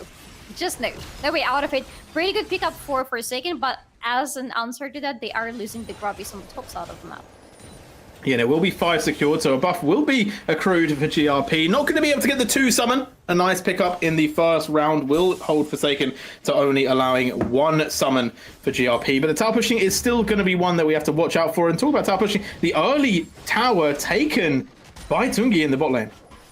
Almost solo, because right now he was there without the help of his support, but now wait, Mythic, are you sure that's where you want to be? Ah, you're Camille, you don't care. Oh, but they might start to care, because Parasite is here as well. Flash away will give them enough space as Artoria dropping the culling, but now needs to be a little bit careful. Parasite moving forward. Unbreakable will give them so much health. They are not dying, but they will finally fall down to all of the damage from GRP. You know what? I want to see Belly dancing more around center and just them playing around each other more. Because the problem with, one of the problems with Brandt is that he's similar to Needle in the sense that he has his own means of dealing with people. Like, for example, he has a good control, but it's not a point-and-click control. You need to actually hit it, and the hitbox is tiny, which means that, just like Needle, he needs to play around someone else's control, and Nautilus provides the perfect one. You could see in that fight that we just witnessed before, Ballad could land all of his skill shots with no problem whatsoever, as long as Send2 was keeping the enemies distracted. We're getting closer and closer to that 15-minute mark. Doesn't look like GRP will be in the lead for this, which doesn't mean they won't win the game, but as we said, 100% win rate when they were ahead at that point. However, they can have kept their lead. This is something they're consistently known for. What they're also known for is those objectives, so I do wonder if they're going to pick up the pace on those dragons right now. Going for the Rift Herald, have rotated their bot lane up for this, so should be able to secure this, and this will be giving them so much, Solari, in the way of opening up more towers, and I imagine mid is their focus. The top lane is almost dead, and Rafał should be capable of taking it down solo. So yes, I would assume it's going to be the mid lane, unless they want to open up the inner turret on the top lane as well. Otherwise, they wouldn't want to release it, but they are going to release it regardless on the top lane. It looks like, because the owner is around. No, you know what? It's okay. That will wait. Rafał having the grubbies, even one grubby, is already giving this some true damage against the turret, plus it's Korotkiy on one item. He has enough damage against it. Ooh, was talking about damage on the tower. Ilma is going to take the culling to the face. The damage from Artoria is massive, but Sentu gets the kill. Again? I mean, don't get me wrong, I like Sentu, and Sentu has been able to deliver a lot of value to the team when he's taking the kills. Usually happens when he's playing well and going in really aggressively. One of my co-casters absolutely hates him for that, by the way. I think he plays AD carry because he always flames Sentu for taking way too many kills. But I kind of disagree, because Sentu is the player that brings in a lot of value if you give him more resources. He is already sitting on a completed Warmog, which means he is a reliable front lane. Since there is no other front lane for Grapeshot, I would say I'm happy with the result. Oh? Definitely can pay out, as talking about frontline. Parasite is going to be tanking up a lot of damage there. Sentu able to get that hook. They will not burn Unbreakable Will, though, so it is available for this next fight. Dragon in 5 seconds, Solari. The pressure is ticking, and Ziona is in the vicinity and not wanting to give this one up for free, but Tongi needs to avoid a little bit more of that poke. But Parasite is recalling because, hey, no Warmog for him, which means he cannot really get back any of the lost health. Unlike Center, he's full health already, which means Grapeshot have a better position to go towards this Drake. They have a numbers advantage. They have even rotated Majutek there. A TP going to be utilized. Ilma does have the TP, so there is a world where this is going to be utilized, and we are going to see it in the bot lane. And look at the HP bar for GRP. They are starting to go a little bit low here, as basically in the side is being chased around the map, will go down, and Forsaken, they collapse on GRP. No rebuttal with Majutek, the last alive, but just swarmed around multiple members. Will get themselves away with the hook shot, but Dragon picked up for a massive loss of life for GRP. They only killed the owner and the Drake, and in exchange had to give away 4 lives. I gotta say, I was happy with positioning of Grapeshot. I said they had a good position on the river. In the end, that was not true because of that really good teleport on the bot lane that you're going to see here from Gnar, actually. But on top of that, Grapeshot, as you mentioned in the fight, were so low on the health when the fight even started, and that's because Forsaken have a lot of poke in their kit, and they were using a lot of it before the Drake was even started by their opponent. Sorry. 3k gold lead now over to Forsaken, and that's going to be a real boost that they needed. And we talked about getting that Drake control. Well, yes, they've lost the first 2, but they're completely happy to fight the next one, right? 4 minutes until the Ocean Dragon will come up. And Ocean, so obviously very nice for this Forsaken team, because Maokai and the Alisia are going to benefit a lot from it, and also they're not. Honestly, everybody's going to be rather happy with it. It's a good soul to have in general. Grapeshot are obviously 2 dragons closer to it, plus having Belly, they always have the luxury of taking this dragon down extremely quickly without rotating too many people to help him out. Which is why Grapeshot have a much better stance around the Drake right now, but in just a couple of minutes, it's not only the Drake they will need to worry about. We are at 18th minute in the game, which means Baron is gonna spawn very soon.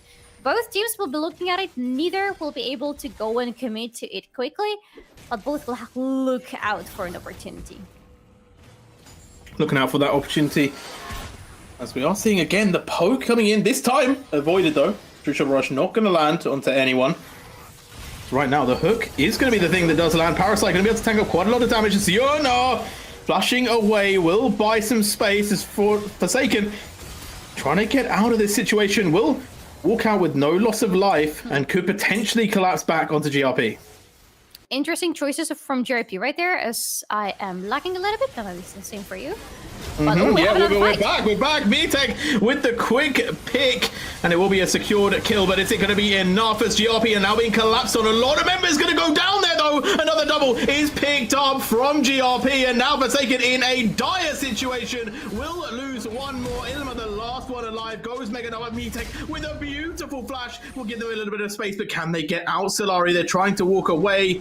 I've got a little bit of lag as we go back into it. The Gnar still on the hunt, but hasn't found the Camille just yet. And it's a game of hide and seek. Where is the Camille gone? Oh, very far.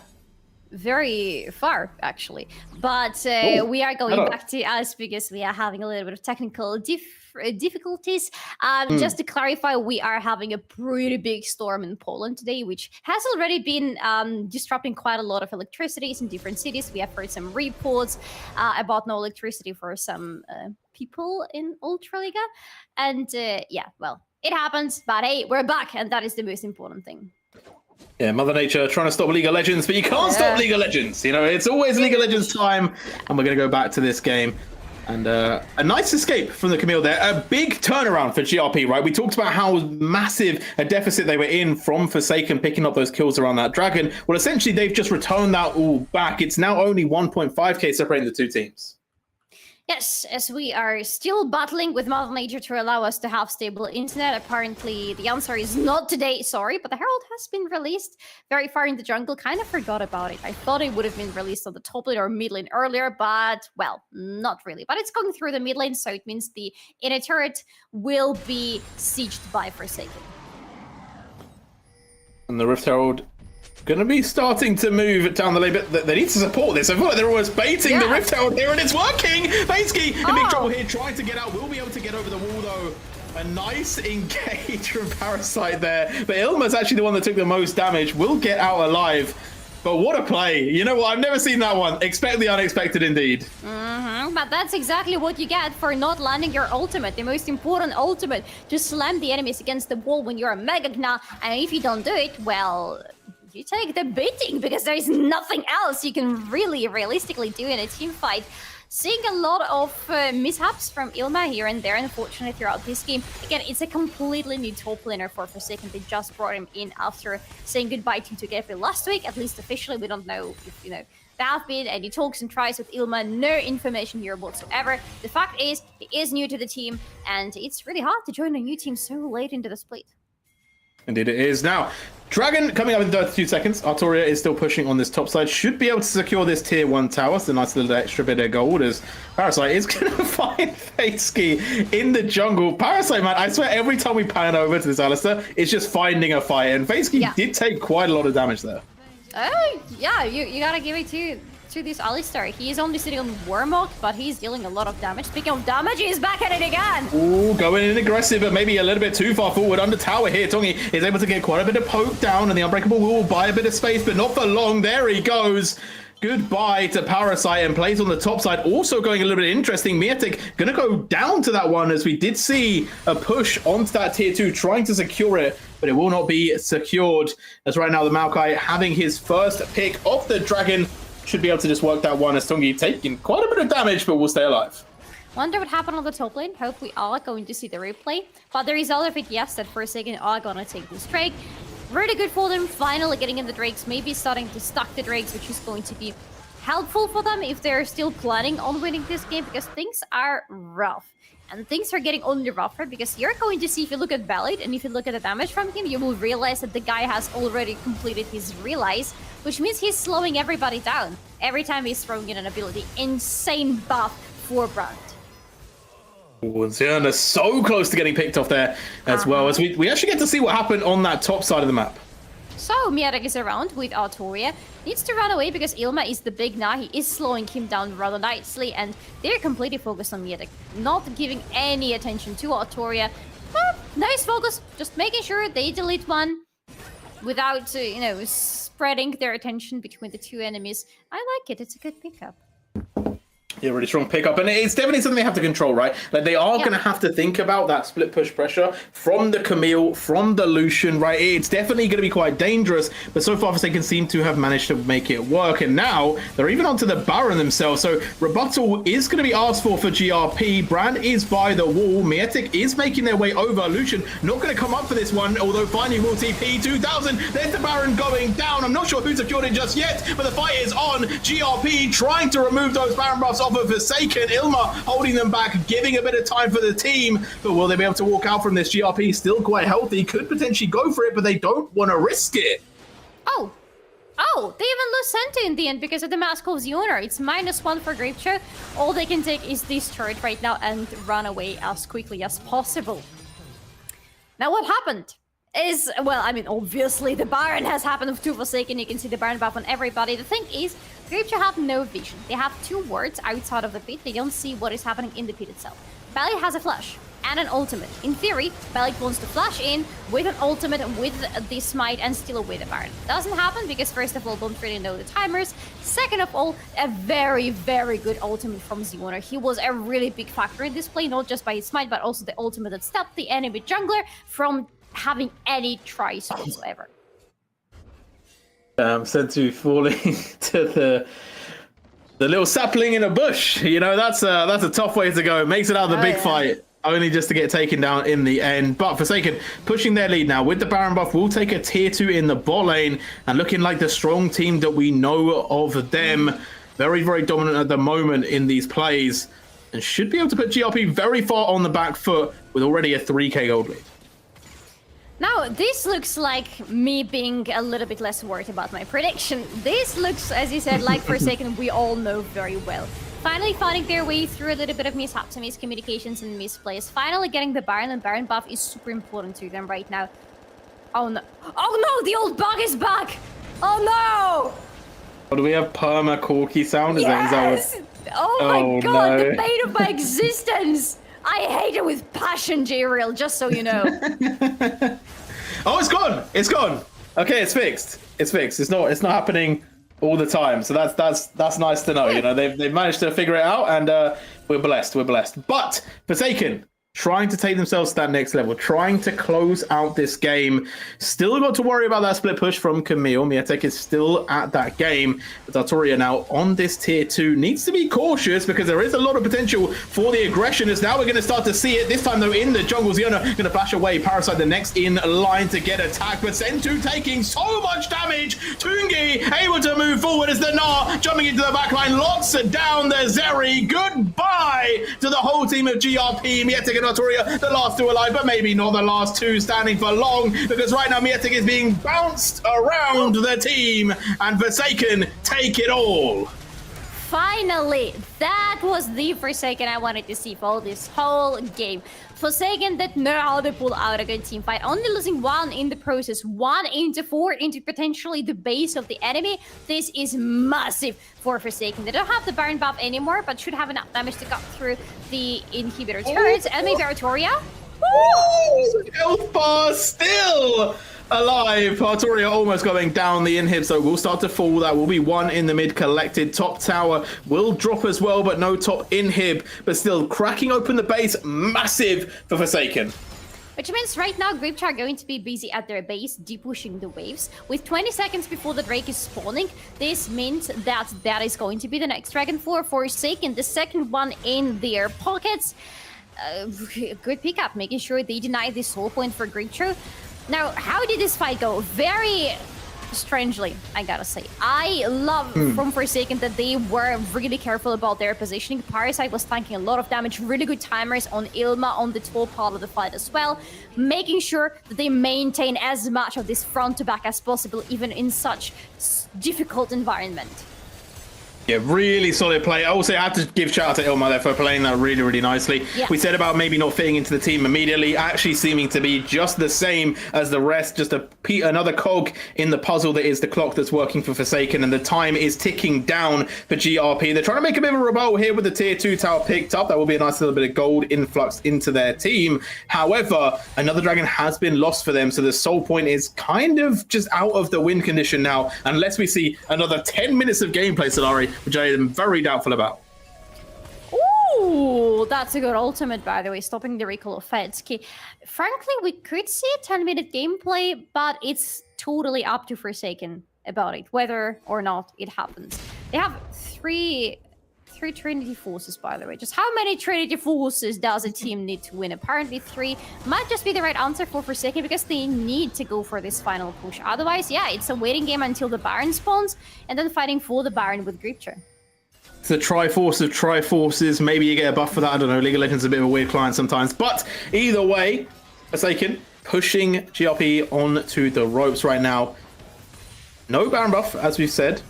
Will be up in 40 seconds though, so keeping GRP in their base is obviously going to benefit them quite a lot in terms of setup for this next objective, as we are going to see Parasite going aggressive here, Sentu landing but taking a lot of damage themselves, and GRP will hold out as Nature's Grass does come in and will threaten them a little bit with a little bit more poke from Tungi. Oh, apologies. Now, another fight, and they really want this to end this game and get to the enemy's base as soon as possible, but not happening yet. Quite surprised to see the top lane turret is still standing, but it has to be the next objective for Forsaken. Next, not even as in right now, because right now the focus is either to take down Grip Graph and win, or rotate towards the Baron. I wonder what the choice is going to be. Group check, moving forwards. As right now, I think Forsaken, they are going to have that tempo. They are still going to be able to set up for that Baron, but the ADC and mid lane are nowhere to be seen. So they are quite far away from this play. I think being aggressive here for Forsaken could cost them. But how much is it going to cost? That's going to be my question. Because right now, we are still at 20-14.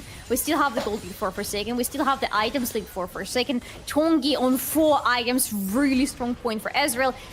Zioner on 3 items with a Knight's Vow. This has to be the final fight, you know? Ulma getting knocked up. Majutek moving forward. Ulma going very low. Will finally fall down, but it's a 1-for-1 overall. Both top laners have been removed. Rapid now joining into the fight, and here we go. The damage is being done. Forsaken taking it all, and GRP will go down. No pentakill. No pentakill. Yes! Yes, it's a pentakill! It's the second pentakill in this split, and Tongi is taking this one with Ezreal! Yes, here we go!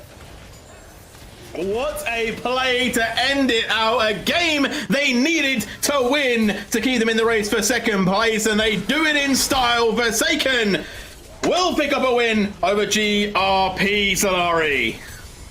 Making GRP's hopes and dreams not crushed, but their souls and their dignity definitely hurt quite a lot after this game. What a beautiful game from Forsaken. Took them some time in the early game, took us some worries in the mid game as well, but in the end, while they're still taking some time to devour their final prize, it is what it is. Forsaken, our top 3 team, is taking it all. Yeah, my predictions are wrong, but you know what? I'm happy for it to be so. It was a great game. It was a great display of talent, and Tongi, well, pentakill, yes. Yes. Damage, also, yes. Unreal from the Ezreal performance. Yes, yes, absolutely. Even though he is still top damage. This is 36, right? Yeah, it is 36. So a little bit less than Tongi, still a lot of damage, especially if you compare it to literally everybody else. But these 2 guys try to carry their teams on their shoulders. And we talked a lot about how he's going to be the main hero in Grapeship, because they have a lot of people who could become the main carry. We didn't talk about Forsaken in the same way, but I gotta say, their AD carry did become the hero of the day. Yeah, no, absolutely a massive hero, and I do believe that we have them for interview. So let's bring them in. Let's bring them in for the interview. Here we go, Tongi. Welcome into the interview. I hope you're feeling good. Obviously, you just got a pentakill, and yeah, talk us through it. How are you feeling? How was the play? I feel so good, and I'm very glad about I got pentakill. Yeah. It's your first pentakill in Ultraliga, so very special congratulations to you. But can you tell us, in this game, did you ever feel like you could lose it, or was it always, yeah, we're winning?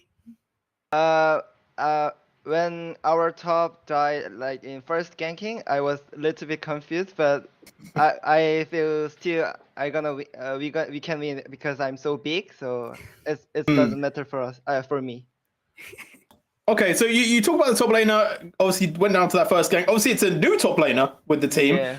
How is that kind of transition going? Like, obviously, not a lot of time left in the season. A new implementation is a little bit different, but do you guys feel like it's gelling quite well? Is it a good fit for the team? Actually, we are not practice very too much long time, but we still doing at practice, and we are doing good at practice. So it's doing good. It is doing good, yes, and this game definitely was a good practice as well. But you are the top 3 team right now. You have only 1 game left to play in this split. Do you think you will end the split as top 3, or do you think you can contest second or first place?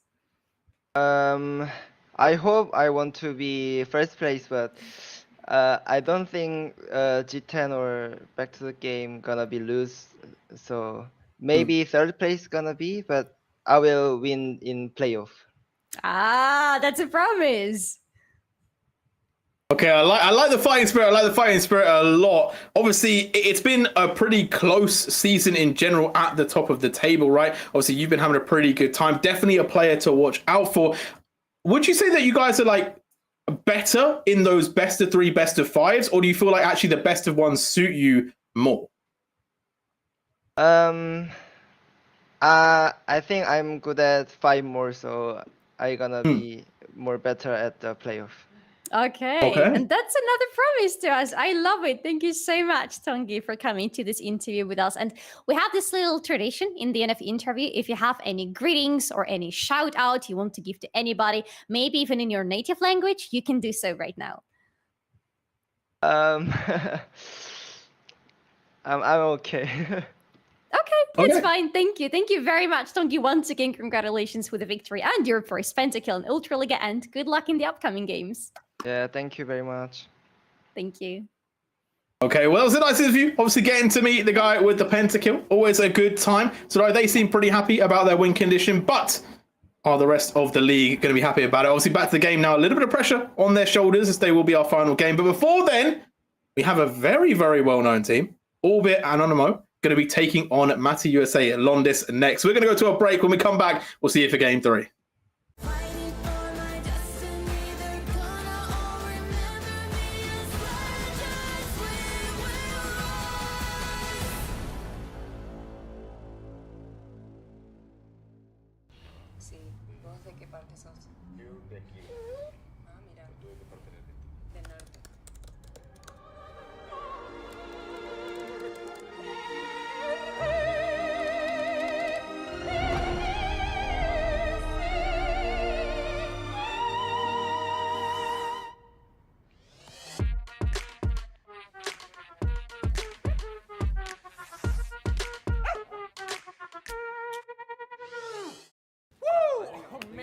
That was my best intro ever. Yeah, not bad, hey, not bad. Same. I can go pro.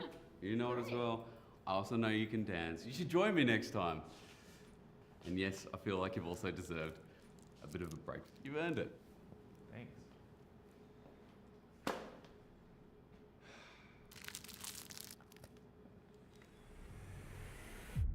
Even the biggest champ needs a break.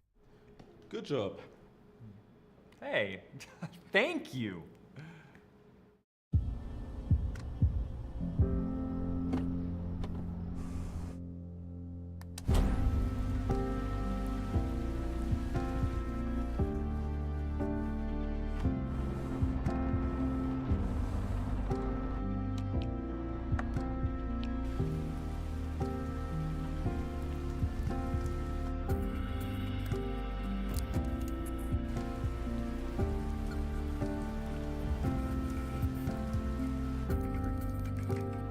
Wjedź do elektryzującego świata esportu i zagraj z nami. Moc energii zapewnia elektryczna kija EV6.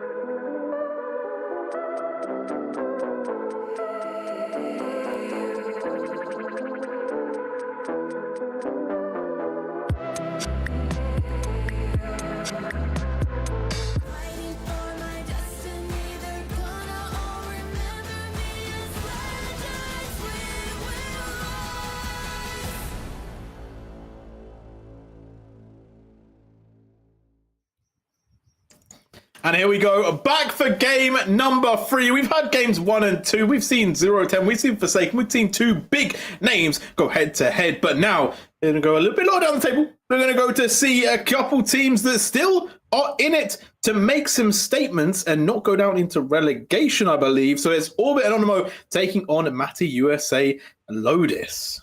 I'm not an expert on, the points for the relegation and all this stuff. It's math. I don't do math. It's against my personal codex. Fair. But we have Majutek, who is normally the pre-show host, and sometimes he, unfortunately for him, has to cast with me. And he told me that Orbit and Anonymo most likely are not in any danger for the relegation because they did win a little, early. It doesn't matter, but they did get the 2nd place in the previous split, which means they should have enough points accumulated simply because of that to not worry too much right now. Matty USA LODIS, however, this is their first split. They don't have any points from the spring split because they were still in Division 2 back then, which means right now they are in the dangerous position. They are sitting pretty low in the scoreboard. They are 6th right now with 4 wins and 8 losses, and they need to make sure they are staying on top ahead of Orbit and Anonymo and Iron Wolves to make sure they're not going back to the 2nd division because I don't think they want to. Yeah, they do not want that, so this is a must-win for them. And I'm really excited about both these 2 teams because let's get into it as just a starting process. I went through a lot of numbers, right, for these 2 teams. The one thing that stuck out for both of these teams is that they both have over a 75% ban on LeBlanc against them. So both these mid laners are very, very dangerous, right? Pump and Demoles are definitely 2 that I'm going to have my eyes set on because also the LeBlanc is higher banned against Orbit, but I will have to say Galio also a massive ban against Demoles. Demoles used to be a 1-3 Galio. He still might be. He doesn't play that often these days, but simply because meta doesn't really allow for it anymore. But whenever a situation is uncertain, or whenever this team simply wants to have some fun, he will go and pick that Galio. And then interesting things can happen on the Summon Series. It has already happened on Ultraliga. Cannot promise that this is going to happen today. Oh, actually, no, it's not going to happen today because it is literally the first ban from Orbit and Anonymo. Yeah, they were just like, nah, we're not allowing this. I do kind of want to see the LeBlanc go through, just to see which side gets it and to actually just see it on the Rift. But at the moment, Aurelion Sol going to be the bigger prospect. So it does feel like, you know what, Orbit have said, hey, we're going to go down the path of we're banning out Demoles and we're not allowing any champions. Yes.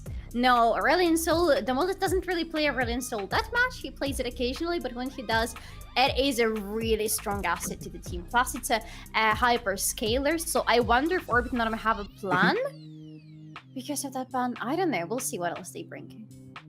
We'll have to see what they go for. Obviously, they're not the best in the early game, so I do agree. Maybe some hyperscalers being taken off the board does fit them. The Lucian going to be banned away, which is interesting because I would have thought that meant Tristana, but obviously Tristana's already gone, and now so is LeBlanc. Yeah, I'm sorry, but you're not seeing either of the 1-trick picks today. Maybe you're going to see Ahri. I believe it would be like Orbit and Anonymo in their style to still pick Ahri for Pump. Pump hasn't really played too many champions throughout this split, plus he feels incredibly comfortable on his Ahri pick. Okay, well, it's going to start off with the Sejuani. Again, a pick that I think is quite safe, can be flexed into the top or the jungle. Obviously seen a rise in priority recently. The only caveat that I have for it is please lock in a melee with it. You know, I hate when teams lock 4 ranged in Sejuani. It's like, could you have not just picked Runu, you know, or Zach or something, you know? Maybe just something a little bit different. But either way, Leona going to be hovered there by LUSA, and that is going to be a nice pick. Is there an abbreviation for Matty USA LODIS? Like, what do you normally call them as your like short LODIS. LODIS. Okay. Yeah. Nice. Yeah, I know. Yeah, their name is very confusing. It took me many weeks to memorize the order in which all these 3 parts of their name go. Still get confused a little bit from time to time, so it's fine. But yes, Einkras is also going with one of his comfort picks. It is another type of the junglers that hasn't really shifted with the current meta towards the AP junglers, decided to stay with the Sejuani, which means I would assume Yeti is going to go for a melee pick on the top lane, and maybe Orbit and Anonymo will try to play around it. Now, I'm interested by this team because you said to me before we went live, PMK, very dangerous player if around and play strong side. And I do wonder if we get to see it today, right? In a match where kind of they're lower down the standings. Yes, it's important, but it's not necessarily going to be the biggest like change of anything. And if Yeti wants to play aggressive, maybe match fire with fire. I would love to see that. I would love to see PMK going into something like Yone or things of that sort. He is very famous for his unit plays in Division 2. Hasn't really showed it to us that much in Division 1, so maybe today is going to be the day. But before that happens, Orbit.one lock in their bot lane. It's going to be Ezreal Alistar. As an answer to Leona, I can see that working out, but I need to see what the rest of their setup is going to look like. Yeah, I do like the other since Leona. Obviously, it just negates a lot of her going forward power because you go forward, you get knocked into their tower. It's not a good time, even though Leona is ridiculously tanky. But the Ivan being locked in here, I like it. It adds a little bit of value. It means that it's harder just to get rid of the Korotkiy if that's you're trying to play around. And obviously, it gives you a little bit of space in terms of what you want in topside because there is still a world where we get a very strong topside and we get something that is maybe a little bit bruisery. And with Ivan, just gets that extra bit of assistance to gap close and could become an absolute monster. That's why bans like Olaf are going to make a lot of sense from the start of Orbit.one. At the same time, Lodis are answering with, or rather starting the bans with a really good ban. I love this Renekton because whenever you see Sejuani, Renekton on the top lane is one of the first things that comes to mind. A lot of early game dominance works really well with Sejuani's passive. Out of the options together with Xante, another champion, I'm really happy to not see that much in the meta anymore because he is obnoxious. Yeah, it's just like, bro, you're taking no damage. Now you're going to switch mode, and now I'm taking loads of damage, and you're now healing damage. Like, what is that? Like, what is that, man? Like, also, how can I be attacking you, and then I just disappear from the rest of the game? You know what I mean? We've gone to Narnia to 1v1. I didn't ask for this. But either way, we're not going to see it, so we don't have to complain about it too much. Gwen also going to be taken off the Rift there. I do respect it. The Kai'Sa pickup, I'm a big fan of the Kai'Sa. I like it quite a lot. The only issue for me is that Kai'Sa normally plays either a poke game from afar or she goes all in. And I'm not sure what direction Lodis want to pivot yet because they have Leona, for example. They have some support for her, from behind, thanks to Ivern. But what is going to be the final idea of this Kai'Sa? I believe the last pick is going to tell it all. Yeah, Kled would have made me go crazy, by the way. That would have been an absurd pick. I love Kled as a pick. I think it's hilarious. But the Jax is going to be the lock in there. It's been strong. We've seen it earlier today. It's definitely a very solid pick. It's good if you want to blind it as well. So all in all, I do agree with this pick a lot. The last pick, though, being slowly hovered through a couple of options here, and there obviously still a couple of big picks that haven't been taken. Ahri is still available, but Syndra will be the final lock. It's a dangerous decision from the start of Orbit.one because it is a strong pick. It is a scaling pick, but it is very susceptible to the assassins and somebody who can gap close with her really quickly because then she might not have an immediate answer to that other than her own control, which means for Lodis, if they want to go with all-in Kai'Sa, they have a really good target for her, and paired up with Cannon, oh yes, we want big team fights, we want to go all in, we want to press all our buttons at the same time and remove the enemy from this game.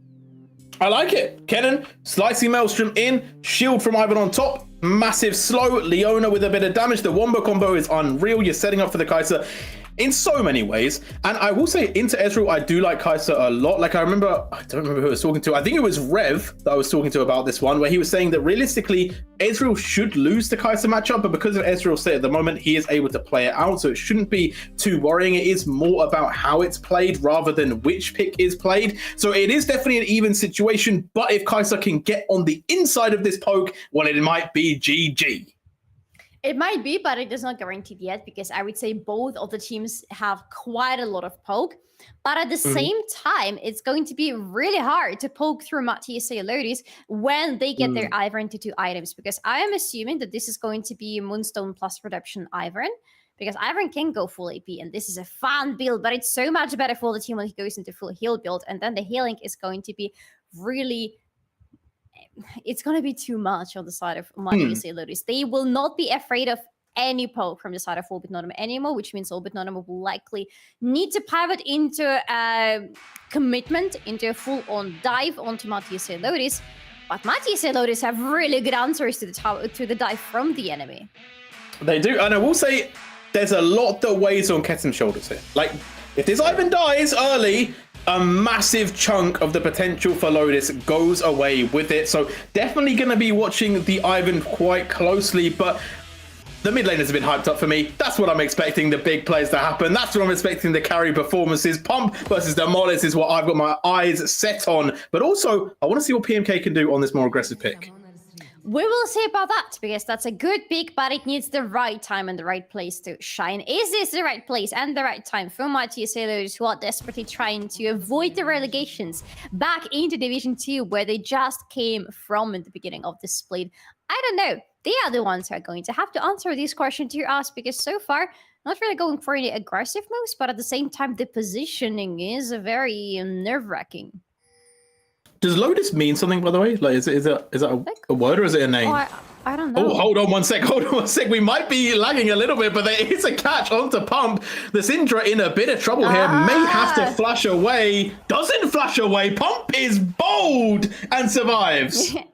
We missed all of the action, but we see the aftermath of it. Yes, Pump will have the recall, unfortunately for him, which means he is going to be late because the first wave is already going through the lane, and Demolis will make sure that he's keeping this lane exactly where he wants it.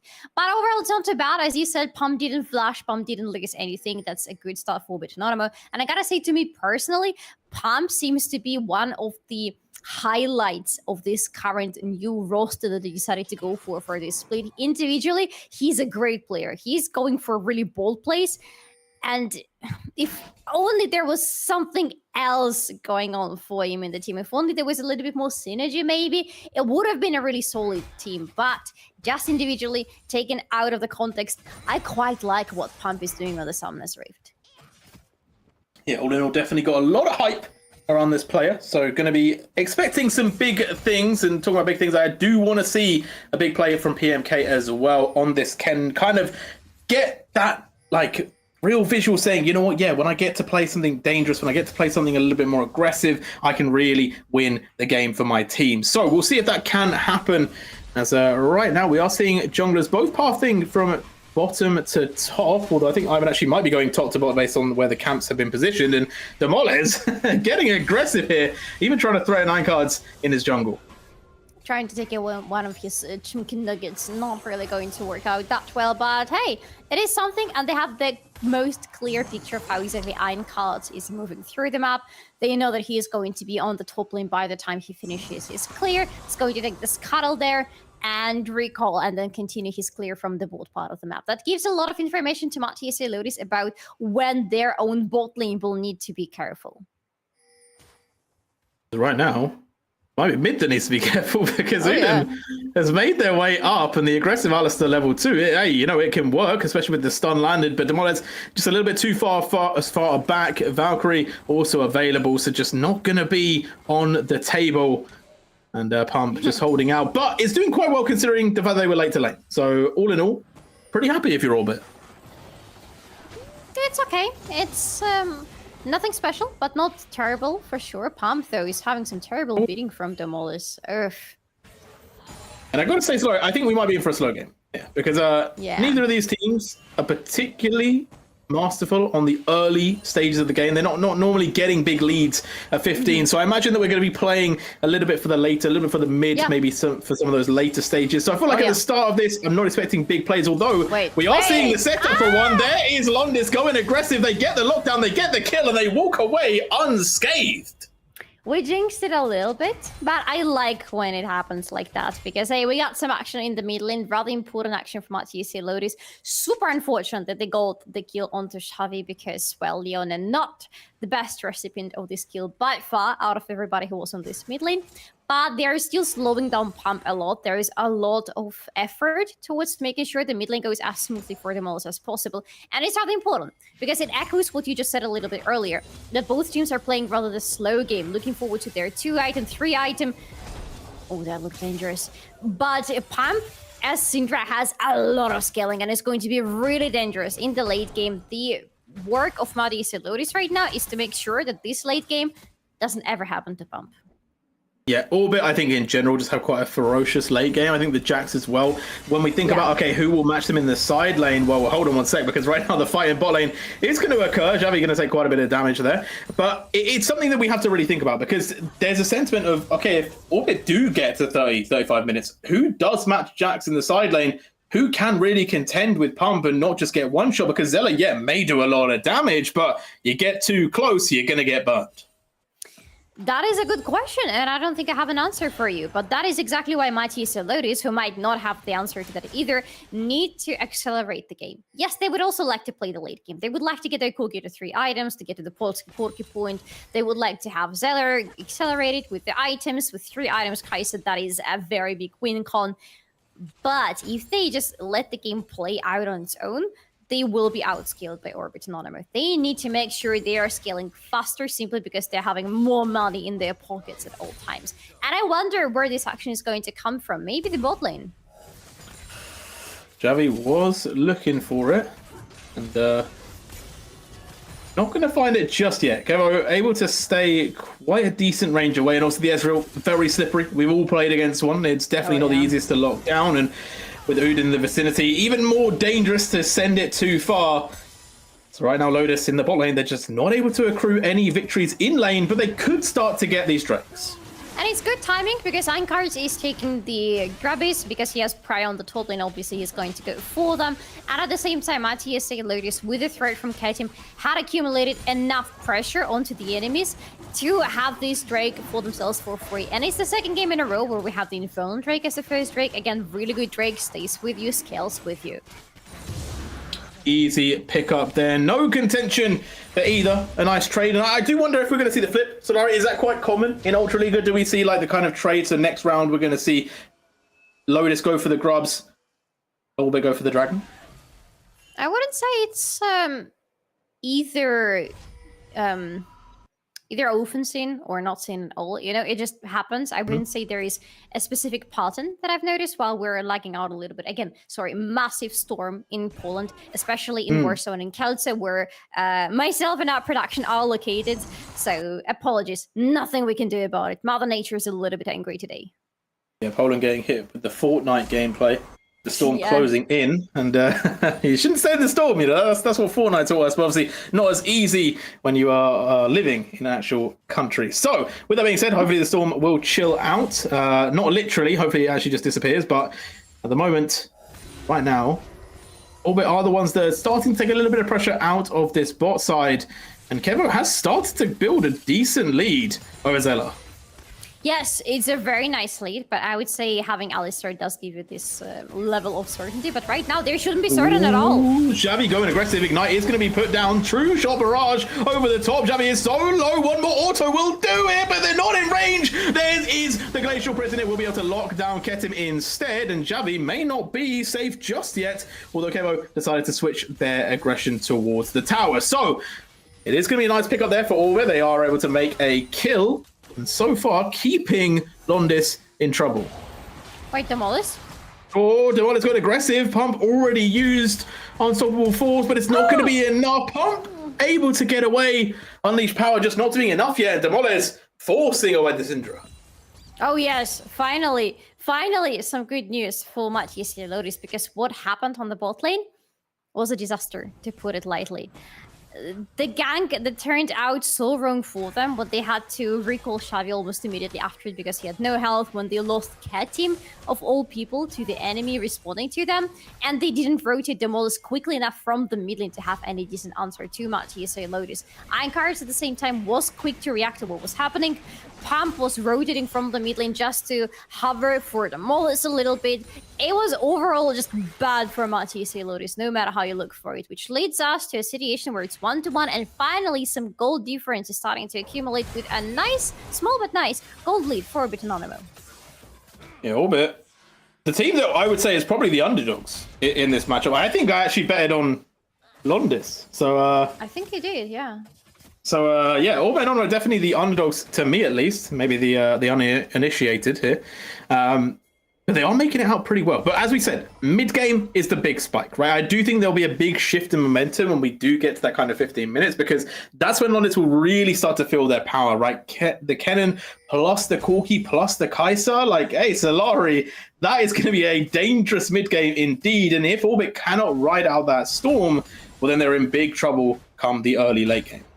The only issue that I'm seeing for that plan, because I like this plan, and I want it to be true for Matty USA LODIS because I also predicted them to win today, so I'm a little bit biased here. But Matty USA LODIS, first of all, need to not lose PMK. Oh, okay. Okay, Anchors. I see what you're doing there. It's a flash out of PMK. It's something. But just to very quickly finish my thought, maybe. Yeti is going to split push a lot, regardless of how this game goes for him. PMK will not be able to do the same, but wait for it. Get him in trouble! He's gonna get taken down, and now Demoles and PMK trying to get some sort of return play on the cards, but Pump is just gonna be able to walk away. No problems. And Orbit, once again, looking dangerous, Solari. Yes, that was a great pickup, but even though they got the pickup, don't get me wrong, really good for them, it was mostly just Ketim's mistake, going blindly into the jungle while the grubbies are spawning, knowing that Orbit Normal already have 3, and most likely Einkarts is going to go for 3 more. This is bad decision making from Matty USA LODIS. On the spot, they have to pay for it with a life, and 100% they're also paying for it with the grubbies. Demoles trying to step up, trying to get aggressive at any chance they can when they're taking on Pump, but Udin in the vicinity does make that a little bit more scary. So, gonna have to back away as Einkarts is gonna be able to take down the grubbies once again. It should be all 6 secured, and as you said, Yeti, the split push pressure is gonna be there, and now with the grubs, it's even more ferocious. And I am starting to get worried for Matty USA LODIS because of these grubbies now. The thing is, LODIS need PMK with them for the fights because they need this setup that Cannon provides. They need to play around this Cannon as much as possible. But don't really need Jax that much unless he's going to be super ahead. But it's kind of even better for them if he's not ahead, because then they can rotate him to the side lanes non-stop, and he's going to be a big threat there. Oh, Pump. Ooh, Pump is in trouble here. Nice play from Xavi. We'll get the lockdown onto the Syndra. And Demoles with way enough damage to pick up that kill. Will easily secure it. Also under no threat due to the shielding from the Ivan. So all in all, Demoles doing pretty nicely and building up a little bit of a lead. This Dragon is going to be taken there by Londis, their second one of the game, setting themselves up for an early soul. Yes. I don't know what the soul is going to be, but we have some nice options available. Hopefully not the ocean one again, but Einkarts is on the top, and I think they want to go for PMK. Oh, here they do. Glacial Prison is going to lock them down, and yes, the Slicing Maelstrom will get the double stun, but it's not going to matter. Yeti with enough damage, and now tower potential to take a kill, and potentially even first brick. Yeah, it is going to be the first turret. Hey, they still have the 6, I mean, they already have the 6 grubbies. He's gonna get this turret, he's gonna get a good use of it. Oh, Xavi! Going aggressive here. There's Zella into the backline. Kevo in big trouble now. We talked about the Kaisa getting into close range, and Kevo cannot contend. A nice pick up there for Zella. Will take down the Ezreal, and Udon will finally fall. The Unbreakable will, actually, the Flash will get them out to safety. Unbreakable will giving them enough resistances. Hey, that's still 1 kill for Matty USA LODIS, and it's 1 kill for Zeller. That is really important that finally the kill falls into the correct pocket this time. Zeller needs to get his items as soon as possible. Hey, as we're speaking, he is finally getting himself a Kraken Slayer, so the first item already completed, big milestone for LODIS, and I hope we're going to see the replay of that fight because it was a good one. But here, the same idea is in the previous gank from Einkarts in the top lane. The difference is this time PMK does not have a flash, which means for sure the Glacial Prison is going to land. And as you said, this stun from Cannon doesn't matter in this situation. Orbit Normal have enough damage on the top lane to take him down. But here, if you have the full replay, I want you to look at Zeller, because he is going to kill an instinct from the ultimate of Keho right here. Right before Keho actually goes into it. So Zeller gets no damage and gets a kill confirmed himself. And then a nice flash at the end for Udin to get them to safety. It looks pretty bad, but you know what, Unbreakable will. It does make them very tanky in that bot side. So all in all, pretty happy for that play for Londis. However, I will say Orbit, they're still looking pretty strong. They're 2K gold ahead. And that is not what I was really expecting to be such a big divide between these teams. But yet here we are. Might change a little bit right now because Einkarts could be locked down in his own... No, that's Sejuani. He's gonna be able to get away from it and even claim his own red buff. But Matty USA LODIS are starting to show us a lot of pressure on this bot part of the map, which means that for Orbit Normal, the correct course of action would be to move towards the other side of the map, especially since the Herald is already there. Yeah, and the deep push is being played by Pump. at the moment, all the way to the tier 2 in the top side, as we are going to see Yeti once again on the bot side looking for those tier 1s, but now matching up against Zeller may not be the most fun into the range matchup, but I think the pressure will force them to rotate the bot lane up to mid. Quite likely, especially with the recalls happening right now. I would assume Matty USA LODIS will try to rotate maybe towards this Herald as well, because it's still saying it's waiting for somebody. And Anonymo have already pushed into the outer turrets in the top lane and bot lane. LODIS haven't been able to scratch a single turret in this game. They really need this Herald. Herald could be a massive, massive changer in pace, I do agree, but right now, one team that doesn't need it is Orbit. They're going to take another tower, but this could be a big punish coming out from Londis. They're looking for this one. It's right now Demolish looking for the kill. Yeti going to escape for a little bit longer, but the true shot barrage over the top, and the stuns just lock them out. No chance for Lodis to come into this one, and now Xavi going to pay the price for the jungler, and the mid laner will go down 2. 3 kills to Orbit, the tower, and a load of gold. And it's such an interesting outcome, considering the beginning of this fight wasn't good for Anonymo at all, especially with the Glacial Prison from Einkards going completely wild and missing absolutely everybody in that fight. But in the end, they did have enough forces, they did have enough damage, and they had melee champion with Sejuani to dance around to make sure that the passive is going to get stacked constantly. Anonymo really taking the game, saying, you know what, we may have had a bad split, but we're not done just yet. Able to pick up a few more kills, a few more plays, and right now setting themselves in very good stead to win this game. 5k gold lead at 16 minutes. That is pretty absurd, and they are looking to get this Herald too. Look at the top lane difference, 7k to less than 5k. Yep, that's two and a half basically. And it's I don't even know. I can't find anything for PMK. Like, Jax is useful whether or not he's ahead. Kennen doesn't want to be playing from behind. Kennen wants to be useful in the team fights. Kennen wants to bring in a lot of value. Being so behind, it's hard to find that value. Oh, talking about behind, Demolish might be getting further put behind here. Another play onto the spot side. Demolish trying to get away, but will be finally locked down. But Zeller now starting to turn it around. PMK with a big lockdown on the revenge. That is 2 kills picked up for the Kaisar. So it is actually overall a better play for Londis. Hey, PMK did find the value in this fight. So yay, good news. And great news are that Zeller maybe will pick up another kill. Okay, not right now. But Zeller did pick up 3 kills total in this game. If LODIS play around him, hey, it's a win con.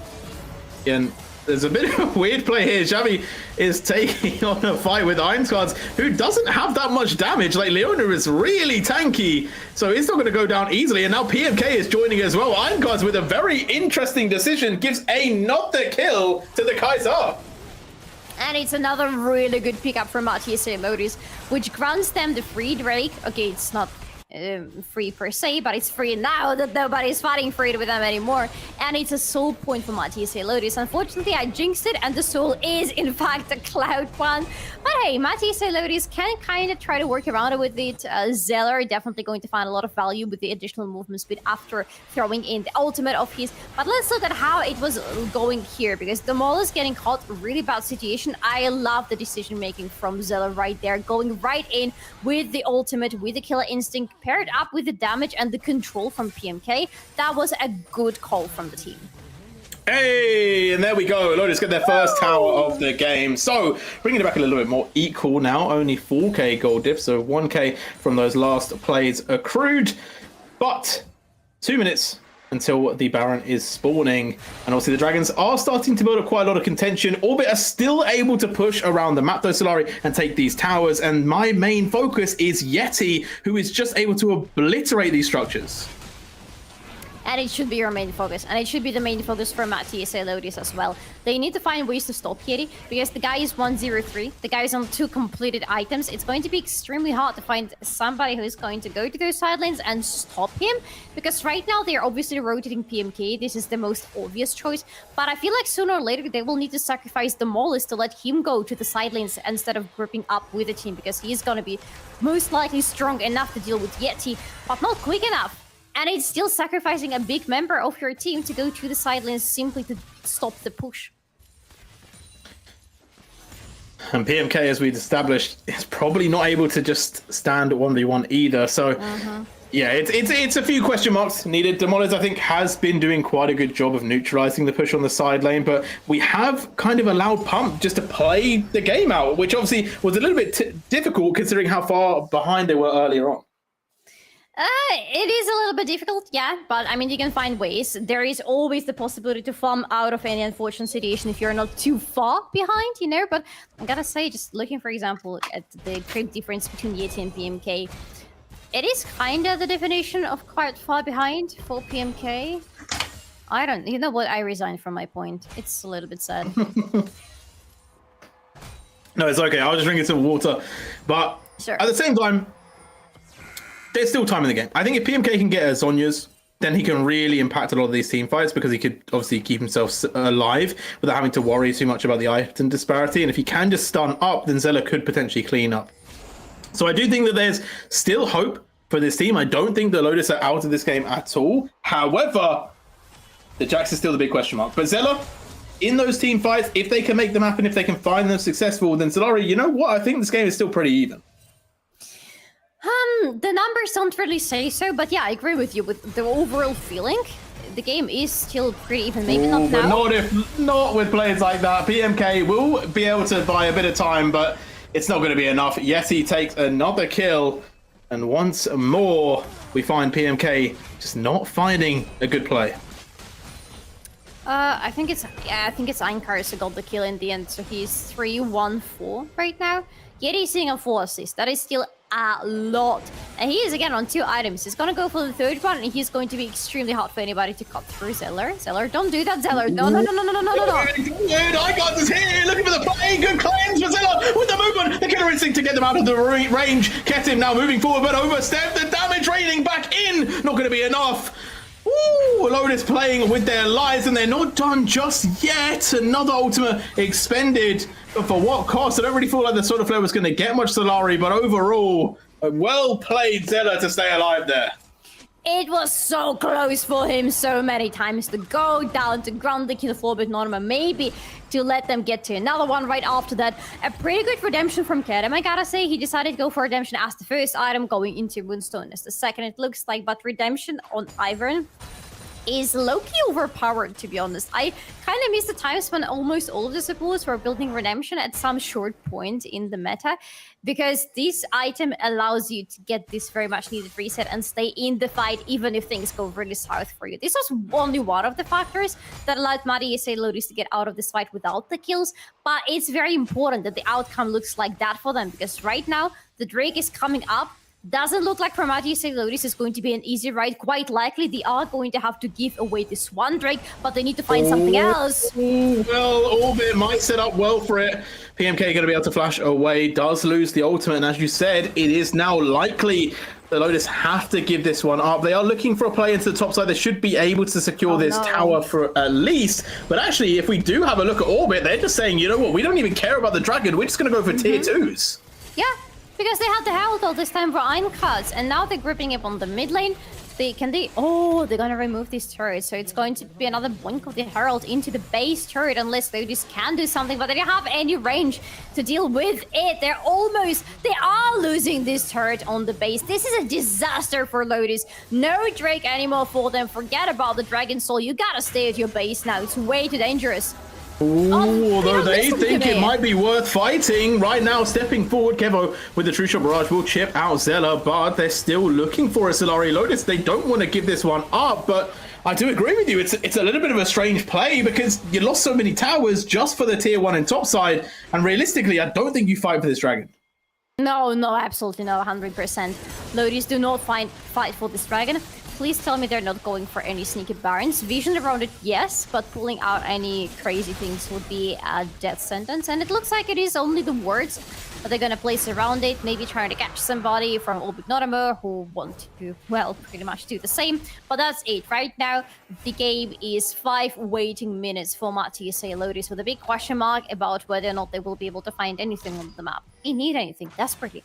They need pickups, they need good fights with Anonymo, they need some other turrets as well, because gosh, they are losing this game. It's getting out of their grip. It is slowly slipping, and Orbit They're keeping that gold lead. They're extending it even as Yeti, once again on the split push. PMK stepping up aggressively, does have the backing of Zella here, so should be able to make it a 2 versus 1. But do they want to? They do. They're going to go straight forward. Counter-strike though onto Zella. And now Yeti in big tumble. It's going to be an easy kill for the Jax. And now PMK has to run. No leap strike, so no stun. But the Baron secured as well, Solari. Just a real interesting play there. But it does not work out for them at the slightest. Oh, sorry, out of the pit. Xavi out of the pit, but he's looking to go back again. Udin just buying time, keeping them away. Demoles getting aggressive with it. They've taken down the Alistair, and now Orbit cannot continue. But it looks like Lodis are willing to flip the game here for the Baron. Ketim still in the pit. They're getting damage onto Icons, and Demoles is being absolutely untouched. Kevo finally picked off, and Demoles is just walking forward. Solari, no one is killing the Korotkiy, and they're just keeping it going. Pump, the next target. Yeti is back, causing a threat, but able to dodge away. Is Demoles still untouched, still firing off, and Demoles is just getting it done. Solari, 1, 2, 3 have fallen, and he's still not taking damage. Polsky Korotkiy is at the play today. Finally, this is the Korotkiy that I've been waiting for the whole day.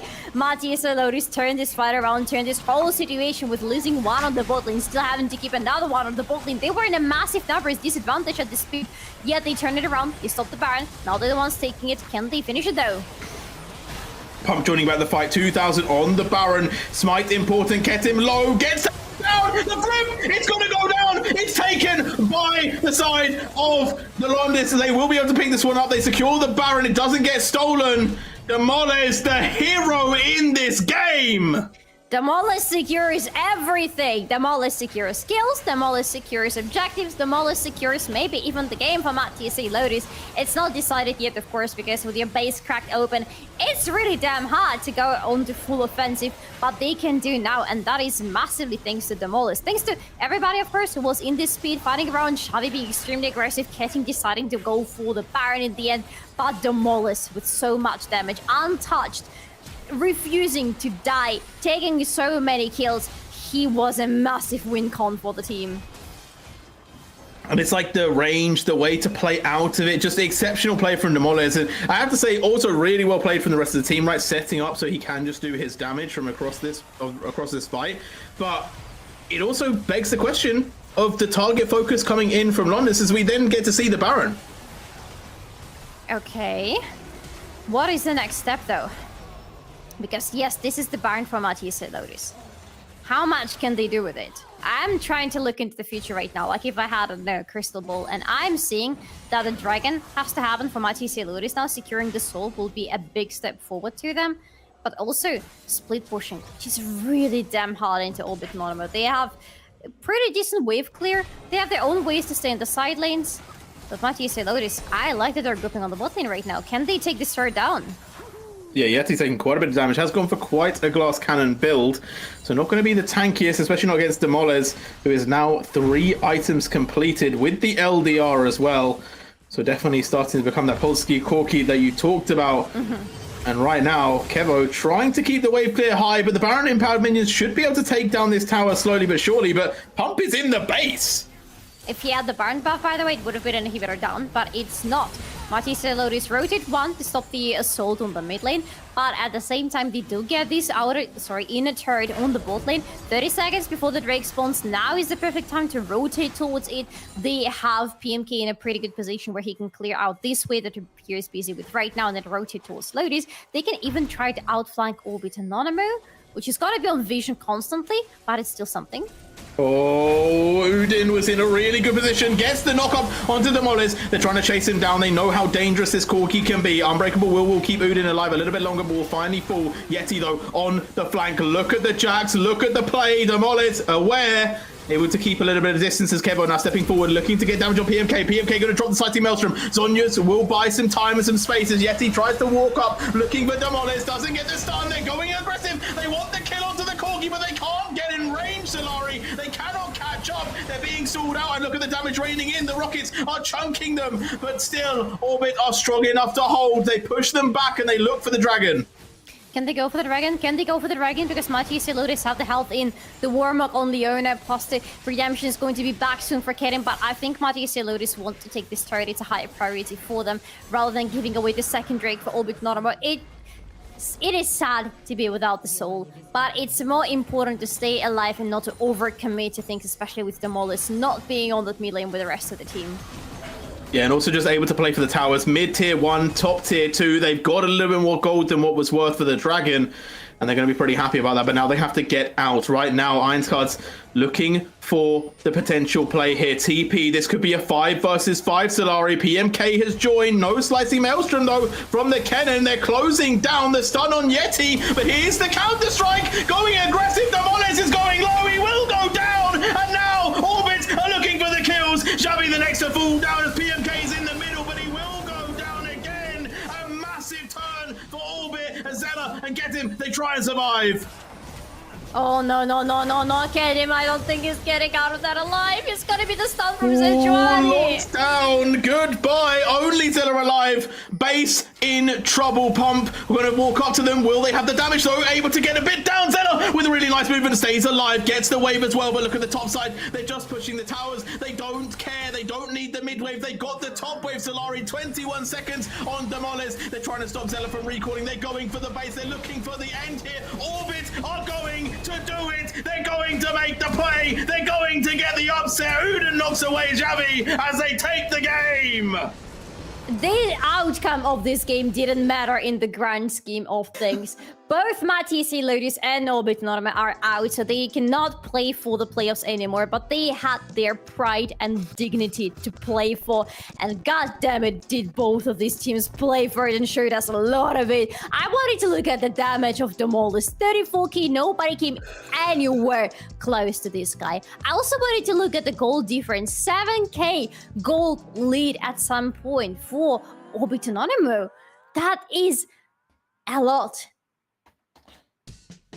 Indeed, like I feel that's even an understatement right now, because it was a really, really good game for Orbit. I think that, okay, yes, there was a world where we could say Lotus were making a bit of a comeback. They were starting to make them sweat a little bit for this win, but Orbit from the get-go were making leads. They were taking names. I have to shout out to Yeti, right? I think permanently the problem that Lotus had to deal with, right? Because this Jax was an issue. He was an issue in the side lane. He was an issue when he was split pushing. He was an issue in that last team fight when he killed Demolis. Like, it was realistically a situation where they just couldn't really deal with it. And Orbit do come out on top. And now we have an interview. We're going to bring in their coach. It is Nayaz. Let's bring them in for our interview. What a game. What a game for Orbit. I've got to ask, where you been hiding this strategy? All split along.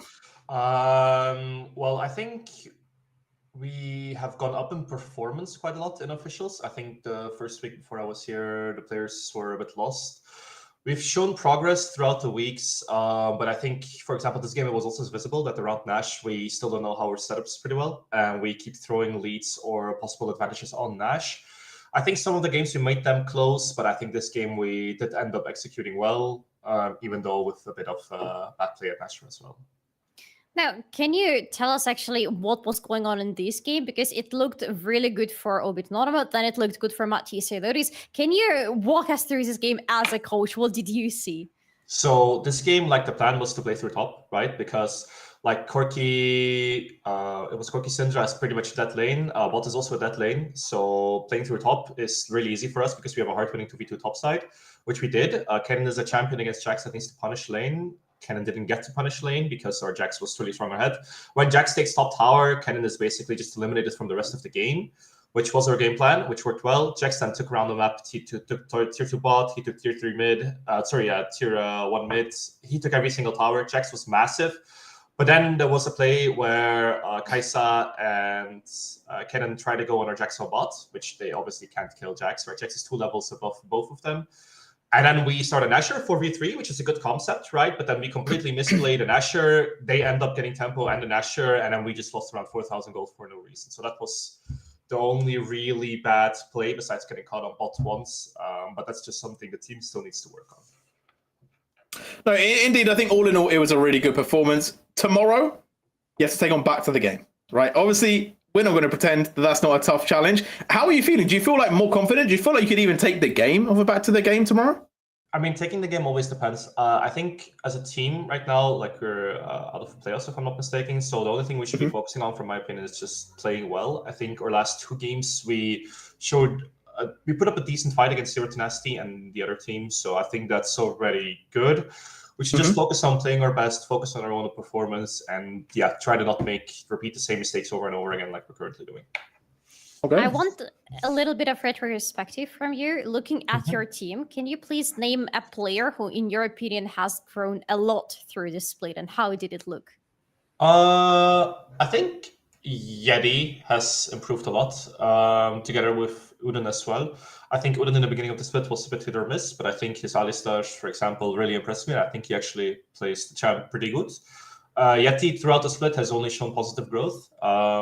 He's had a game here or there where it's been a bit hit or miss, but especially this game, I think he played really well. He understands the game really well, and yeah, definitely a patch up to that guy. I think he improved a lot.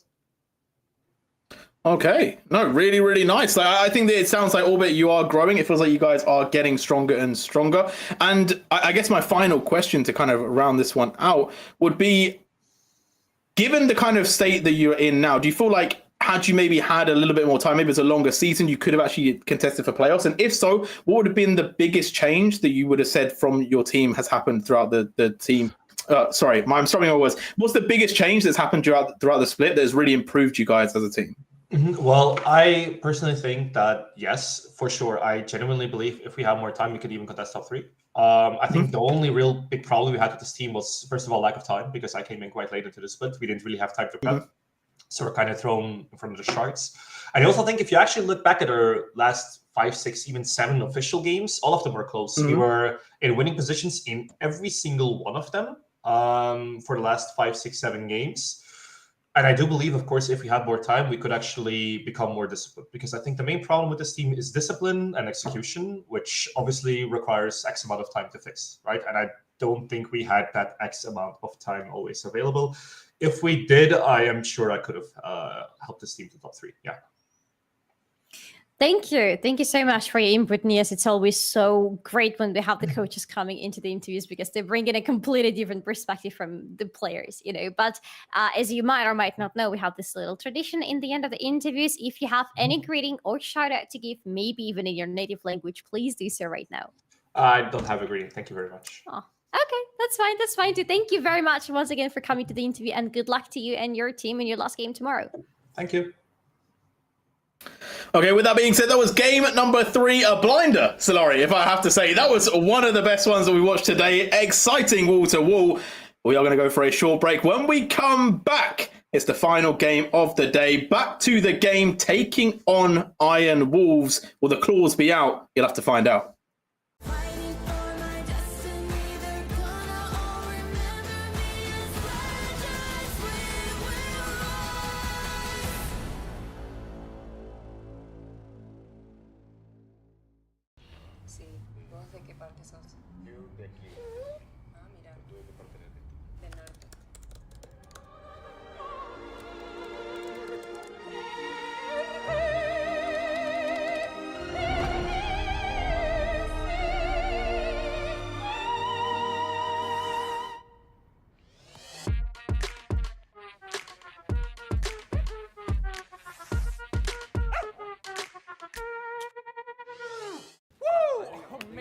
That was my best intro ever. Yeah, not bad, hey, not bad. Same. I can go pro. You know it as well. I also know you can dance. You should join me next time. And yes, I feel like you've also deserved a bit of a break. You've earned it. Thanks.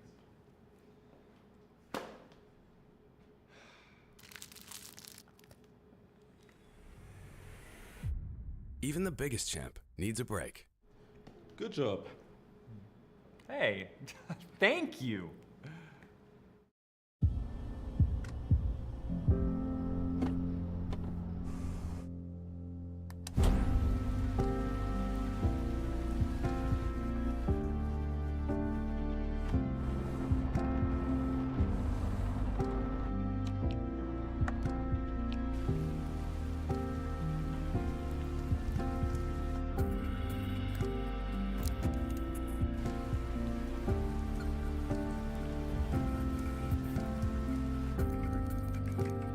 Wjedź do elektryzującego świata esportu i zagraj z nami. Moc energii zapewnia elektryczna kija EV6.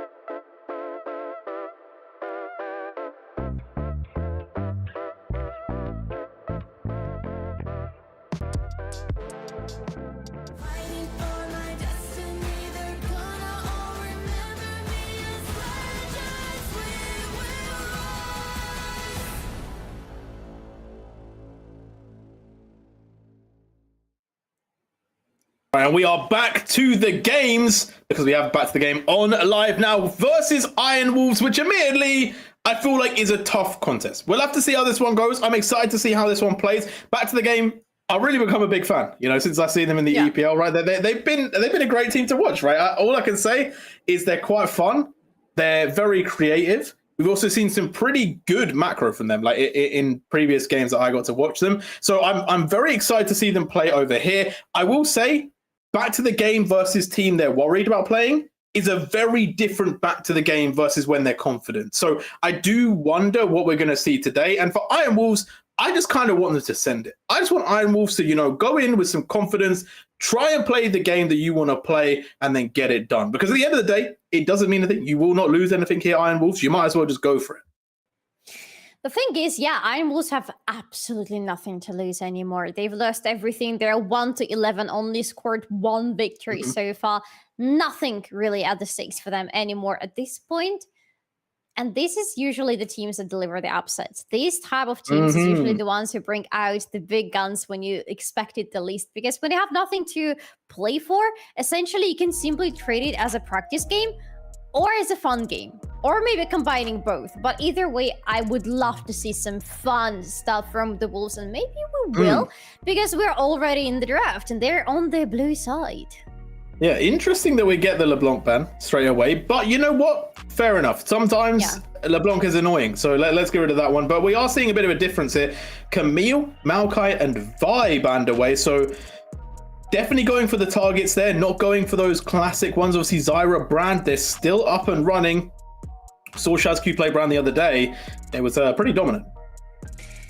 I love this Camille coming as the first ban from the Wolves. Just so much respect towards Cozy, who is another very big Camille player. You know, we have a couple of those in Ultraliga. I'll tell you about them before going live on the show today. And Cozy is definitely one of those big players. But you were talking about Brand not being banned. The Wolves do not hesitate to take it for Yinxes. Yeah, no, I'm interested to see what Shazq decides to have rebuttal for the Brand. Obviously has played into it a lot of times when they played against their 10. So it's definitely sentiments where I'm not surprised that this team are not scared of the Brand.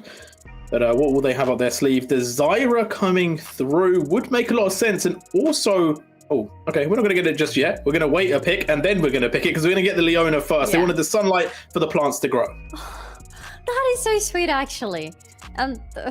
This is the two champions that I personally really enjoy a lot. I mean, I obviously enjoy Leona, you could guess it by my name, but I have played a lot of Zyra back in my days when I still had League of Legends installed on my computer, and I love seeing her in the jungle. And I love seeing her in Shazq's hands most specifically because he's a big player of these AP junglers who can be the hyper carries for the team. Has played a lot on Brand, has played on Brand versus Iron Wolves actually very specifically, but now having to play Zyra, it's pretty much the same story, right?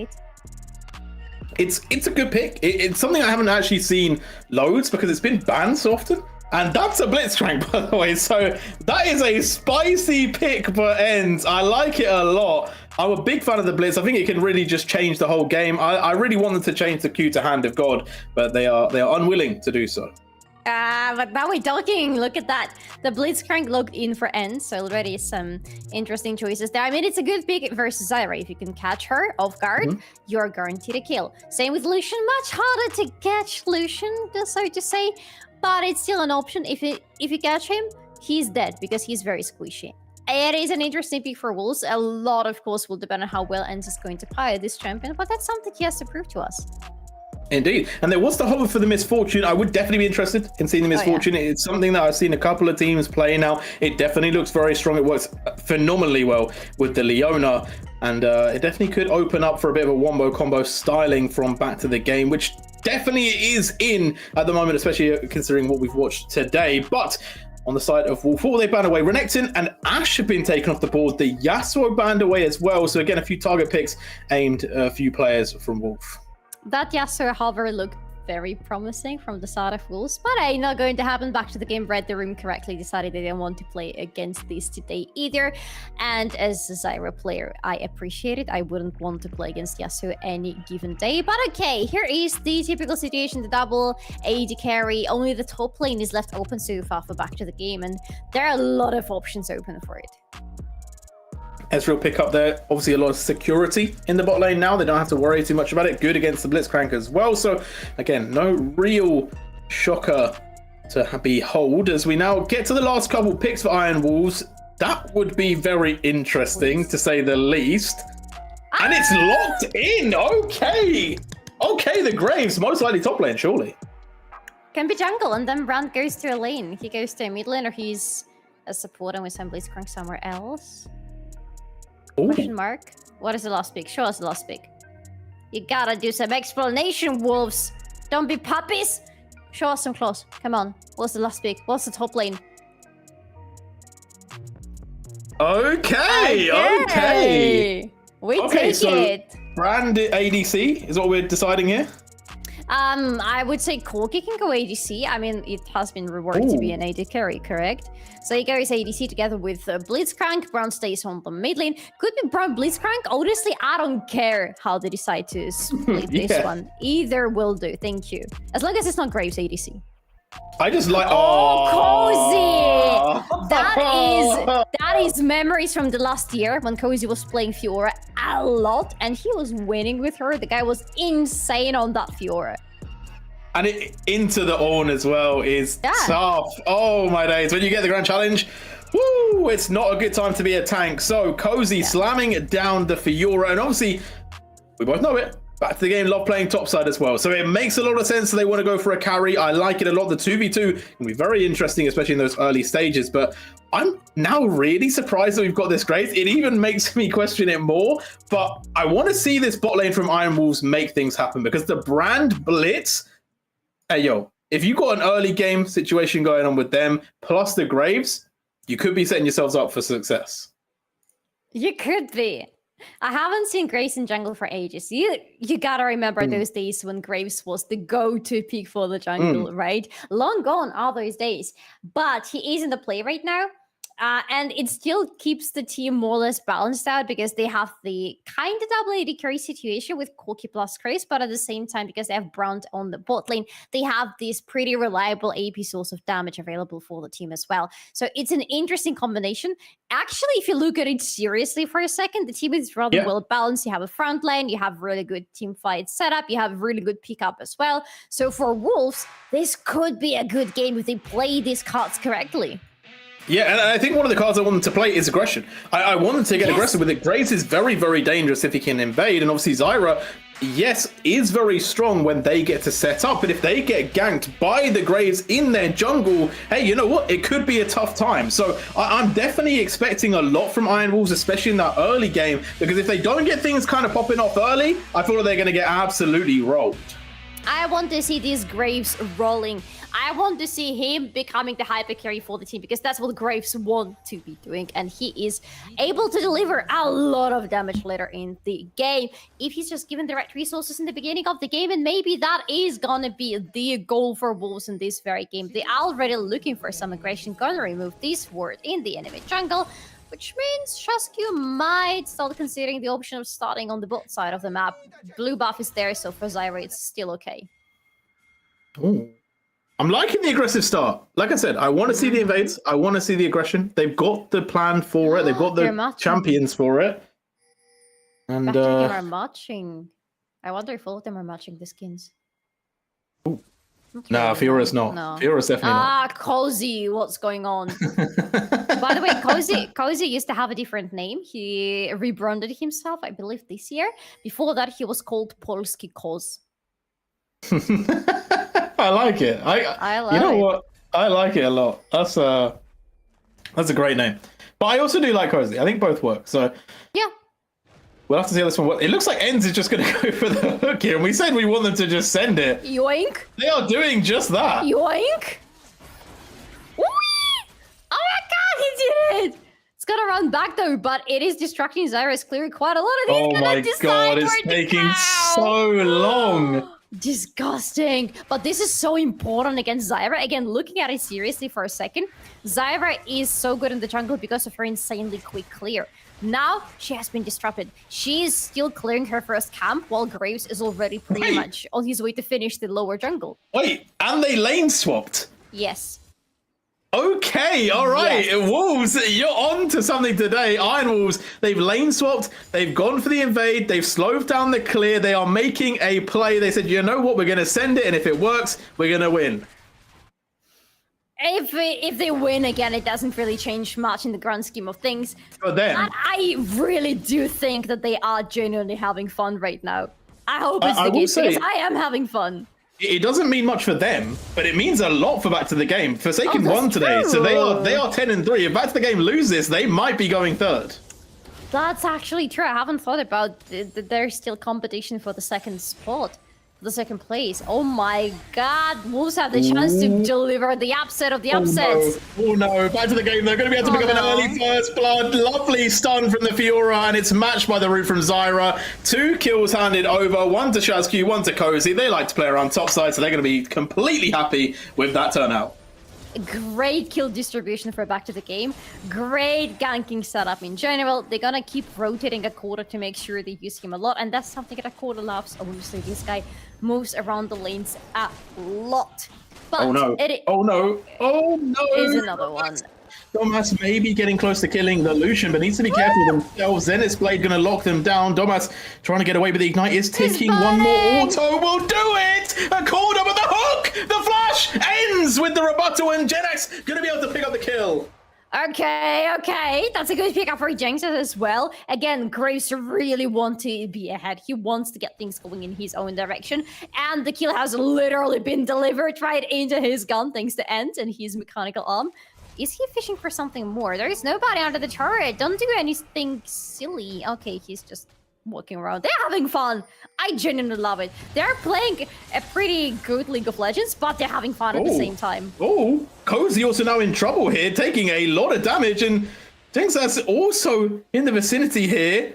Potential play for Back to the Game gone wrong here. Jinx that's looking for the play, trying to get into range. Flash will buy a little bit of time, but End's going to pull back the Leona. Corda in big trouble here, and Iron Wolves, they're having fun. They're making a different game plan here, and they're actually doing quite well.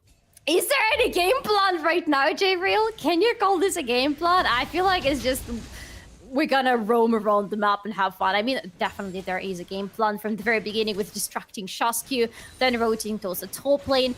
There is a game plan, but it does feel a little bit like there is no real game plan whatsoever. And Ents, by the way, Ents and Roof are still staying on the top lane, so they're keeping this lane swap, which is good for Lothan. The guy is all alone on this bot lane against Ornn. No real kill pressure onto this Ezreal. He can farm all day long.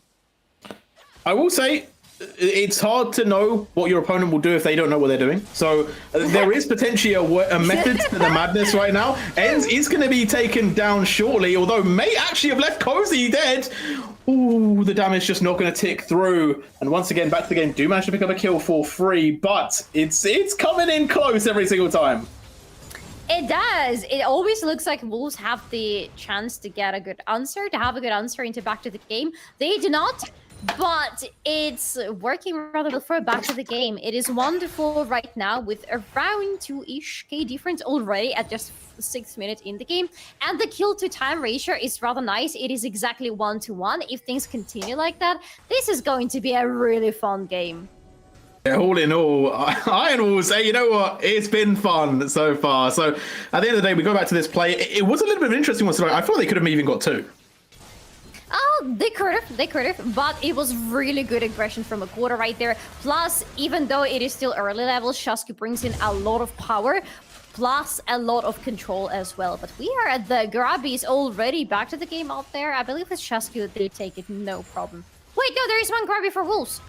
What happened? Yeah, they snuck one in there, Solari. They took one away. They said, you know what, this is ours. We're going to nab this one for free. And they managed to pick that one up. So all in all, right now, Back to the Game, only finding 2, which means they will not get the big number of 6. But they can still get 4 quite easily, as we do get a little bit of lag there, as Ruff taking some damage. Yes, it is not. I mean, technically, it is 5 games that we're witnessing today, 4 League of Legends games and 1 nature versus the internet. So, you know, it's even more fun that we're bringing to you. It's like you get 4 games and you get 5th gratis, as we say it in Polish. Oh, okay. Learning as I stay here a little bit longer. I learned a bit about Portuguese one time with some of the people on EU Masters, then talked about that with Archeron. Now I'm getting some Polish, you know. So it's all good. It's all good. It's nice to learn. And what I am learning a lot is, expect the unexpected definitely was the right remark from the start of the game. See, I told you it's not going to disappoint, and it did not. You should come by a little bit more often, you know? You'll learn more Polish, you will watch some better games. Hell, you might become Polish one day, you know, an honorary Polish. Hey, it could be a good time for sure. Definitely we'll take you up on that offer. As right now, Cozy in the spot side has managed to match up against Arnax, who is a level ahead. So all in all, yes, it's been a lot of crazy antics, but I do think that Ironballs have pulled off at least some advantages from this lane swap. To be fair, it's Ornn. Ornn doesn't care who he has to stand against. Ornn is fine. Ornn is gonna keep farming. Ornn is gonna stay solid. Ornn is not gonna die. It was one of those potential picks when we saw that crazy lane swapping meta just a couple of patches ago. Usually, of course, it was Cyan, Zac, but Ornn was one of those candidates just because you know how solid he is. And he doesn't care if he's behind. He's still very useful. Oh, talking about solid, Ruff is going to have a very rough time here. It's going to be a 3-man dive. Accorda going to set it up, and it should just be enough damage to easily take this one down. Shazku will take a couple of tower shots in return, and actually he needs to be careful of ENG here. This could be the hook. This could be the kill. ENG lands it, and he gets the kill. Have you watched Game of Thrones? No, I've never seen Game of Thrones. Oh, do you want a little spoiler? Yeah, go for it. I know how it ends, so... Wait. No, Cozy! No way with the stun there! Oh, no kill, but beautiful play. Sorry, carry on with the Game of Thrones. Play. No, we had to witness this. No kill, but that was indeed a really good play from everybody involved, to be fair. But in Game of Thrones, in the very end of it, I believe in the last season, there is a scene where the bad guy releases the younger brother of one of the good guys, and he tells him, I let you go free, you can run to your brother. And he starts running to his brother, and the bad guy starts shooting at him from with the bow, and he eventually kills him. And the ongoing discussion online about it was the guy should have run in zigzag, you know, to make sure it's going to be harder for the bad guy to hit him. Yeah. So why did I bring up this point? This is exactly what Shazky was trying to do. Shazky was trying to run in zigzags from ends, but first of all, this little plant has already been burning because of the ignite from Blitzcrank. Second of all, you can only make really small zigzags if the enemy has accelerated and is right behind you. You're going to see it right here. See? Shazky running away. Very nice plant, but look, left, right, he is dead because he has been hooked and right through him. Sometimes the zigzags, they don't make a difference, you know. ENG at the moment showing that he's a pretty good Blitzcrank player. Like at the moment, I'm saying he's hit a lot of good hooks. And yeah, it's not necessarily netted loads of kills, but overall, the pressure has been there. And you know what we said, in the late game, a hook could just mean death and it could mean the game. One good hook is sometimes enough to change it all. I don't know if one hook is going to be enough because it's 2-5. By the way, we are a little bit off with the kill to timer ratio, but there is still around 2k, 3k gold lead for back to the game. Maybe not now anymore. Cozy running away. Yeah, Cozy's going to be able to get the stun here pretty easily. Should just be able to walk out of this one and does also have Grand Challenge. So I will say Honest needs to be careful about stepping further forward there. The Fury is still very, very lethal, even though they may be looking a little bit low here. So definitely one to watch out for. I think if Riposte comes back up, then maybe the trading needs to stop. But on the top side, we are seeing back to the game. Look for those grubs. They want to get 4 at least. So one more is needed. It's now on the top side, though. They have found ENG. It should be an easy kill, although the hook is going to burn a little bit more HP. And now Domus also making a play, but Sizz is able to just unleash the culling. Taking it to the face is the Korotkiy, and a little bit more damage over the top will get the kill. Ruff trying to find some damage back, but overall back to the game just too powerful. Yes, they take more kills. They take the last stack of the grubbies. It's 4-2 in the end. Could be worse, could be better for back to the game, but 4 is already more than enough for them to keep pushing. And now, after this fight, they are getting some really good treatments in terms of the itemization. We see the first items popping in their inventories, which means things are gonna get even more fun right after that. Now, the top part of the map, a little bit unfortunate that it is a Kora who's getting a kill in the end and not Lothian. Sisyph and Domus, though, are having a send-off. Sisyph is not able to land for all of the ultimate onto Domus because, well, positioning is a hard thing to go with. But in the end, it is more than enough damage to take down Domus, which leads us to a 2-7 point. Still off with the ratio, but still very fun regardless. All right, now Wolf trying to get themselves back into the game by any means. At the same time, it's not been working out at the moment, and it may not get any better. Sithith doesn't get over the wall, though, so ends. Oh, it's not going to be able to get out of that one. I thought maybe would survive, as Domus now going to have to run from a Korotkiy. Do not want to be getting caught by the Leona. Sithith with so much damage is now in the bot side. Raf having a difficult time. One more prog could do it, but not going to go for it. Cozy understanding that they will not get the kill, and now getting ganked actually as Jinx's able to make his way down, but can they catch the Fiora just a little bit too fast? Cozy is, and we'll just be able to stay alive. And a little bit too furious, but not overly furious, not really over-committing, not going for a tower dive onto root or being silly, goofy around Jinxes. Really good reading of the situation from Cozy, but from such an experienced veteran player, you don't expect anything less. And on top of that, he's getting a good recall right now. Can say the same about Domus, he's getting chipped down. But the fact is, the time is really good for back to the game to reposition. It's 45 seconds before the Drake is going to go up. Domus, you gotta survive before that, my brother. I thought that was going to be. I thought the True Shot Rush was going to do a lot more damage, but the fact that the Mystic Shot didn't land in the end means that Domus will survive. Almost getting ganked by an Ezreal. What is the game coming to? You're asking some tough questions right now, my brother. I don't know. Yeah. I didn't think a gank from Ezreal is what I was expecting at all today. But you know what? We've had it, and I'm happy about it. It was fun. Yes. The fun this game was to save the Elise Jinxes around with Yomo, going to use it to get quick to the top lane. Oh, the stun is clean from Cozy, but is it going to be enough? Here comes the Ornhorn, the knock-up dodged as well! Cozy is slick with it, but will he be John Wick with it? Will he be able to get the kills? No, he will go down. And finally, they kill the Fiora. Alright, that's good news for Wolves, and that is really good news for Jinxes. He's obviously naturally behind in terms of farm compared to Zyra, so this skill is very, very much appreciated. To get even more swords into the pockets of this man, this guy has really big and really solid pockets. Back to the game. Look to keep their lead pushing. 6k gold lead in total. So we finally get a soul that we both like. Yes, so we get the Hextech soul. A quality soul for a quality game. Thank you very much. Hextech soul is the one we're talking about. 1-1 is the score in terms of the Dragons, and 1-0 is going to be the score in terms of the Heralds very soon, because back to the game for sure are taking this one rather quickly. It's Zyra. She doesn't let objectives stay alive for way too long after she starts taking them.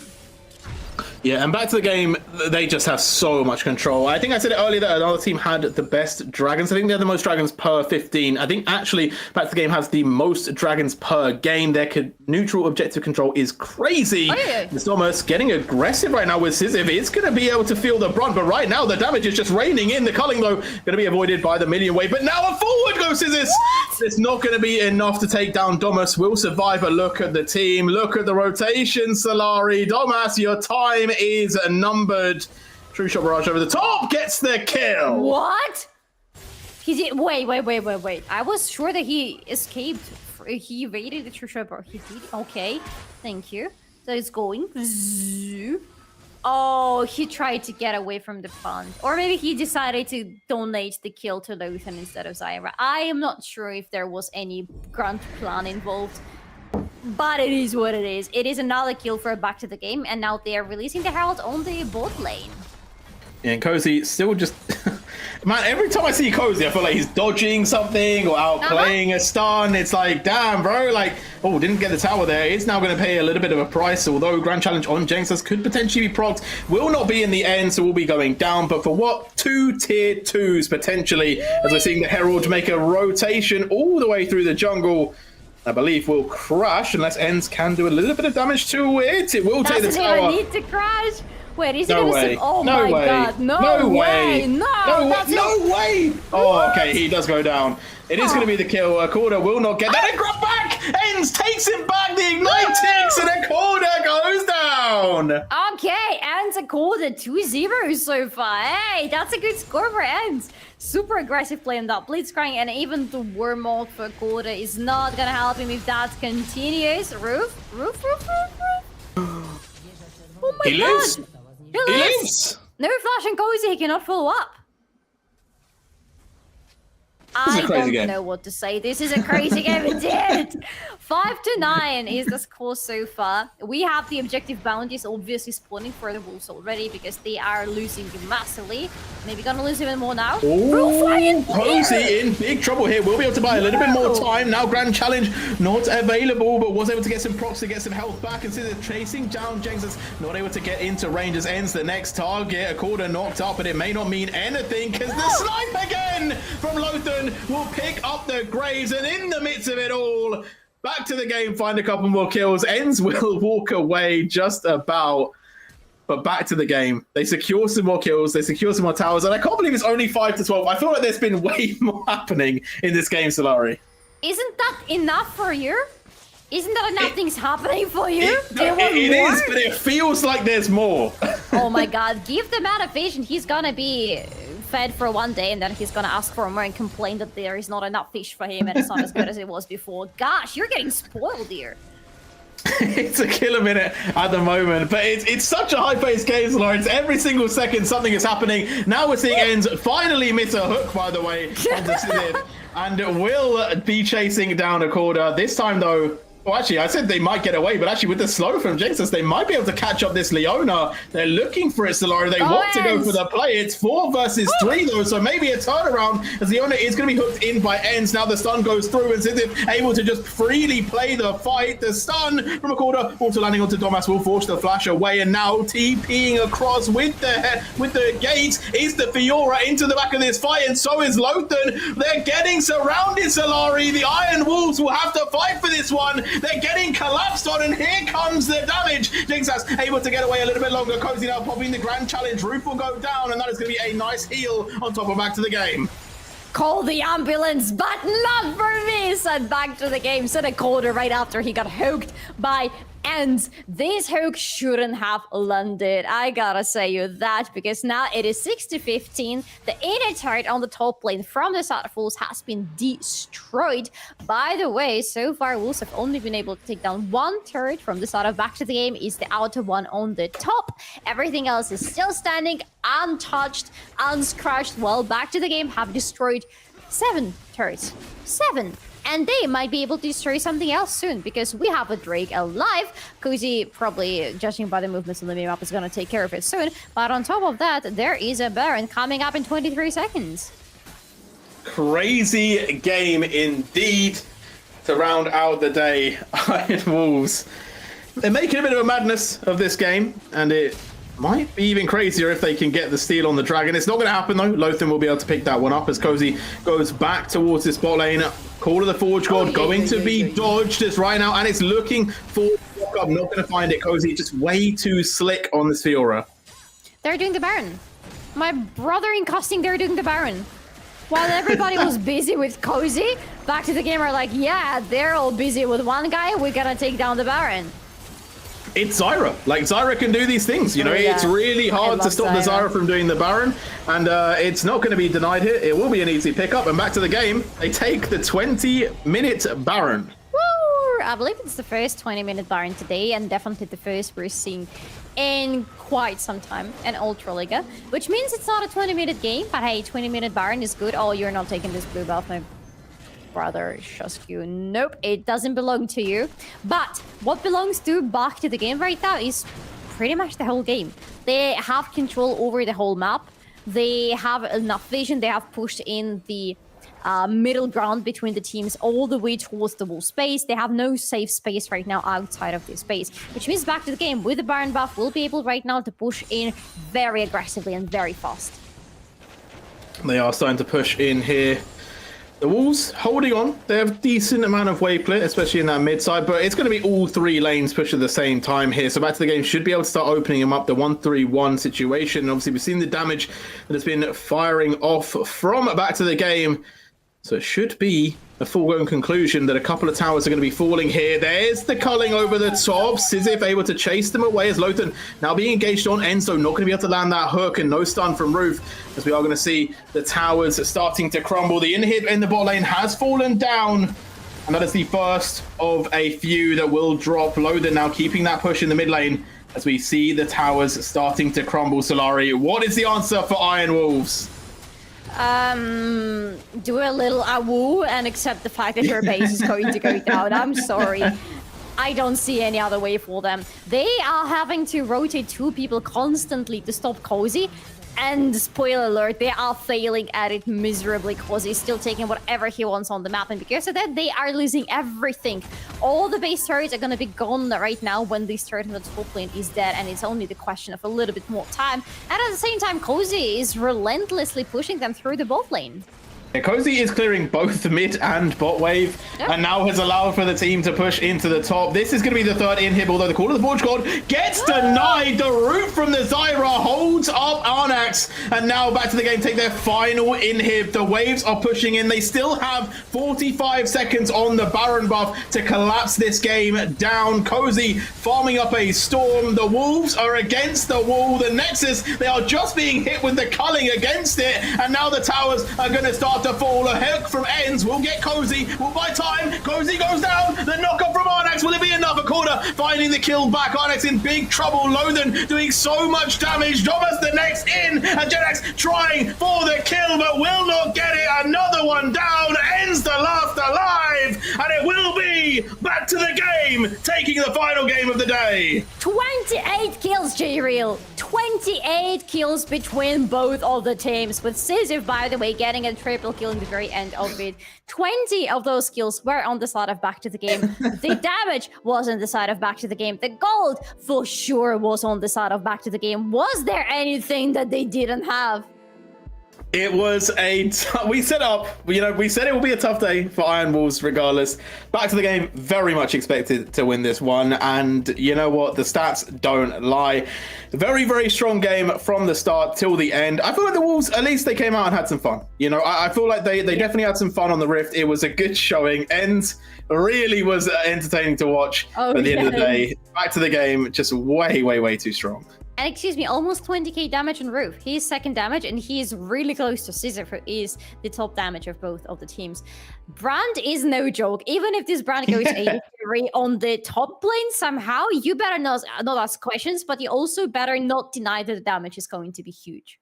Yeah, Brand is unreal. You can't deny how strong the pick is. It's just phenomenal. And realistically, there's no denying it. But either way, let's get into the interview. Let's bring in Lothar from Back to the Game, the AD carry. I gotta just ask, did you have fun? Yeah, obviously. Playing versus Ornn is very fun, so yeah. No, I'm kidding. They're all alone. Oh my god. It's like bored as hell. I was ready for some action, some fighting on bot lane, but yeah, it's Ornn. So yeah. Whose decision was it that you're gonna be alone on the bot lane? I don't know. It just happened. I think my top lane just killed them for some reason, and we couldn't take good recall together. So we just died in lane, and yeah, that's pretty good. Aww. Yeah. Did you expect any of what happened then? Did you expect the lane swap, the blitzcrank, the invade with the steal on the red buff, and any of that the thought about, or were you just what's going on? I don't know. I just watching, and then blitzcrank is hooking my red buff, and Gleb isn't even invading it. I don't know. I can't even say what was that. At what point in the draft you realized that something was going off with that one? To be honest, I was pretty sure it was just brand bot and everybody's just gonna play standard league. But yeah, so when I realized, I think when Blitzcrank hooked my red buff, I think. Okay, all right. On to a serious question now, because it's not all done yet. You still have a day left to play, right? And although yes, you are second, you are definitely in playoffs. You may not hold second if you were to lose tomorrow. Now, you're against Orbit, who we just saw played pretty well today, definitely looking like a bit of a dangerous team. You also are in contention with I've now completely forgotten the name, Forsaken, who are about to play Iron Wolves, right? So we can take our pick on who will win that game. But realistically, how are you kind of feeling about the prospect of second or third? Because I don't know how it works, Solari, in Ultraliga. Will there be like a tie playoff for them to kind of decide who gets second or third? No, we're gonna be just playing with them because we won in second half, I think. So we're just gonna play, like winners bracket. Okay. But I think I'm pretty sure we're gonna win tomorrow. So I'm not even thinking about playing versus Forsaken. So yeah. Okay, confidence. No, wait. I need to bring you back to it. Imagine we are already in the playoffs because, well, it will happen to you soon, and you're going into the best of 5 against Forsaken. How do you go? How are you going to fare in that one? I don't know, to be honest. I think like enemy top laner who swapped is very good because he played in second LCK, I think, and I think he's better than previous top laner, so it's gonna be, I think, harder. And overall, Forsaken is like, I don't know. Then they don't play well map, but they're very good individually. So I don't know. They're kind of like, if they don't kill like bot two times, so it's like very bad for them. I think they're just lost on map, and it's pretty easy to play. Okay, final question from me. You've obviously been a very notorious part of this league, right? You are the thorn in Z10's side. You almost beat them in the best of 3 in the EPL. You obviously didn't do as well in the final setup. But coming into your own playoffs, the one that really matters, right? How are you feeling? Are you feeling confident that you can realistically beat anyone in the Ultraliga? Or are you still like, you know what, every game is going to be tough. We're going to take it piece by piece. Is this the time for back to the game? Yeah, of course it is. I'm very confident in my skills, and I think my team is very good, and we play very good on map, and our macro is very good. So if we just don't choke on lanes, and when it comes to mid lane, it's like, I think we are very good. So yeah, I think you're gonna see us in finals in Gdańsk, and yeah, we'll see about Z10. About last match versus Z10, let's not talk about it. Like we almost half slept on the day, so yeah, that question. Yeah, that didn't happen. We're just not gonna take it into consideration. Yeah, okay, you understand, Lurton, sure. But before we can let you go and celebrate your victory, you probably know how it goes. Do you have any greetings or shout-outs to give? Of course. I will greet my family. I will greet my mother, Łukasz, Asia, my grandma Ula and Marisha, and my whole family. Obviously, I greet my team too and coaching staff. And I greet you because you do a wonderful job.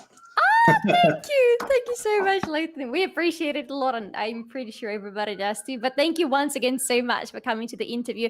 Enjoy the evening, have fun, and good luck in your tomorrow's game, and we'll see you in the playoffs. Thank you. Goodbye. See you soon. Absolutely sensational. What a great interview. Really nice guy. Really like Leighton, actually. So it was a crazy game. It was a lot going on, but overall, that is the day. We've done it. Week 7, day 1 is done. There is only 1 day of Ultraliga left before the playoff, Solari, and this is the schedule for tomorrow. All right, so we will see back to the game rather soon because they're going to be opening the night tomorrow, playing, as you said, against Orbit Anonymo. Then it's Scripture versus devils.one, the match that is not really going to change the stakes anymore, but it's still going to be a nice show-off between the two. Then it's Iron Wolves versus Forsaken, and to wrap it all up, to wrap the regular split up, it's going to be Zero Tenacity versus Matty USA LODIS. Absolutely packed schedule there. Big games, big names. I'm excited about all of them, to be honest. I feel like the first game as well, definitely going to be very interesting to see if Orbit can even level up to take on back to the game. Maybe a little bit of an upset angle there, but either way, that has been it. Any final takes from you, Solari, about what we've witnessed today? Absolute madness, but I love it. I love my League of Legends with a taste of the bloodbath and some good games on top of that as well. But we had all that we could have asked for today, so I feel like it was a grand day, even, not wrapped up, but throughout the, having a little garnish on top with a pentakill that we witnessed the second one in the split, and it's happening on the day that you are coming. So I take it as a good omen, JReal. Thank you very much for joining us here in Ultraliga, and I sure hope it's not the last time I'm seeing you here. Well, we'll have to see. Thank you very much to the Ultraliga people for helping me out. Shout out to you, Kano, our producer as well. And obviously, shout out to you, Solari, for being such a good co-caster with me. It's been a blessed time. I've loved it here. Definitely would love to come back. And yeah, we'll see what the future holds. But for now, we're going to say goodbye. We'll be back tomorrow.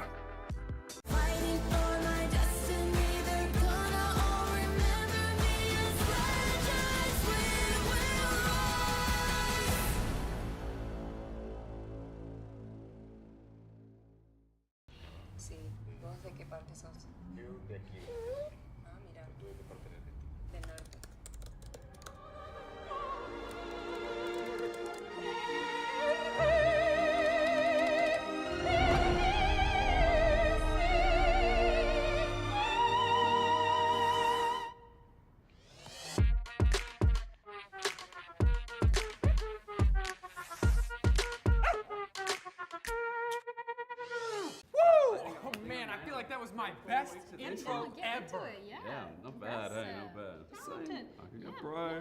You know it as well. I also know you can dance. You should join me next time. And yes, I feel like you've also deserved a bit of a break. You've earned it. Thanks.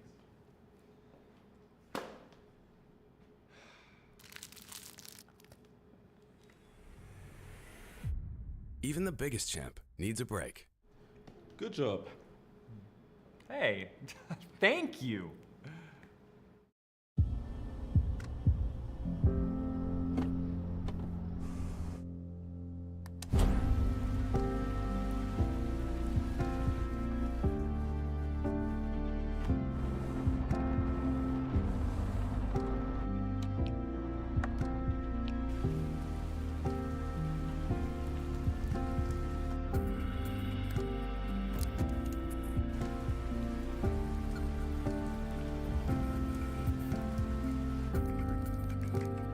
Wjedź do elektryzującego świata esportu i zagraj z nami. Moc energii zapewnia elektryczna Kia EV6.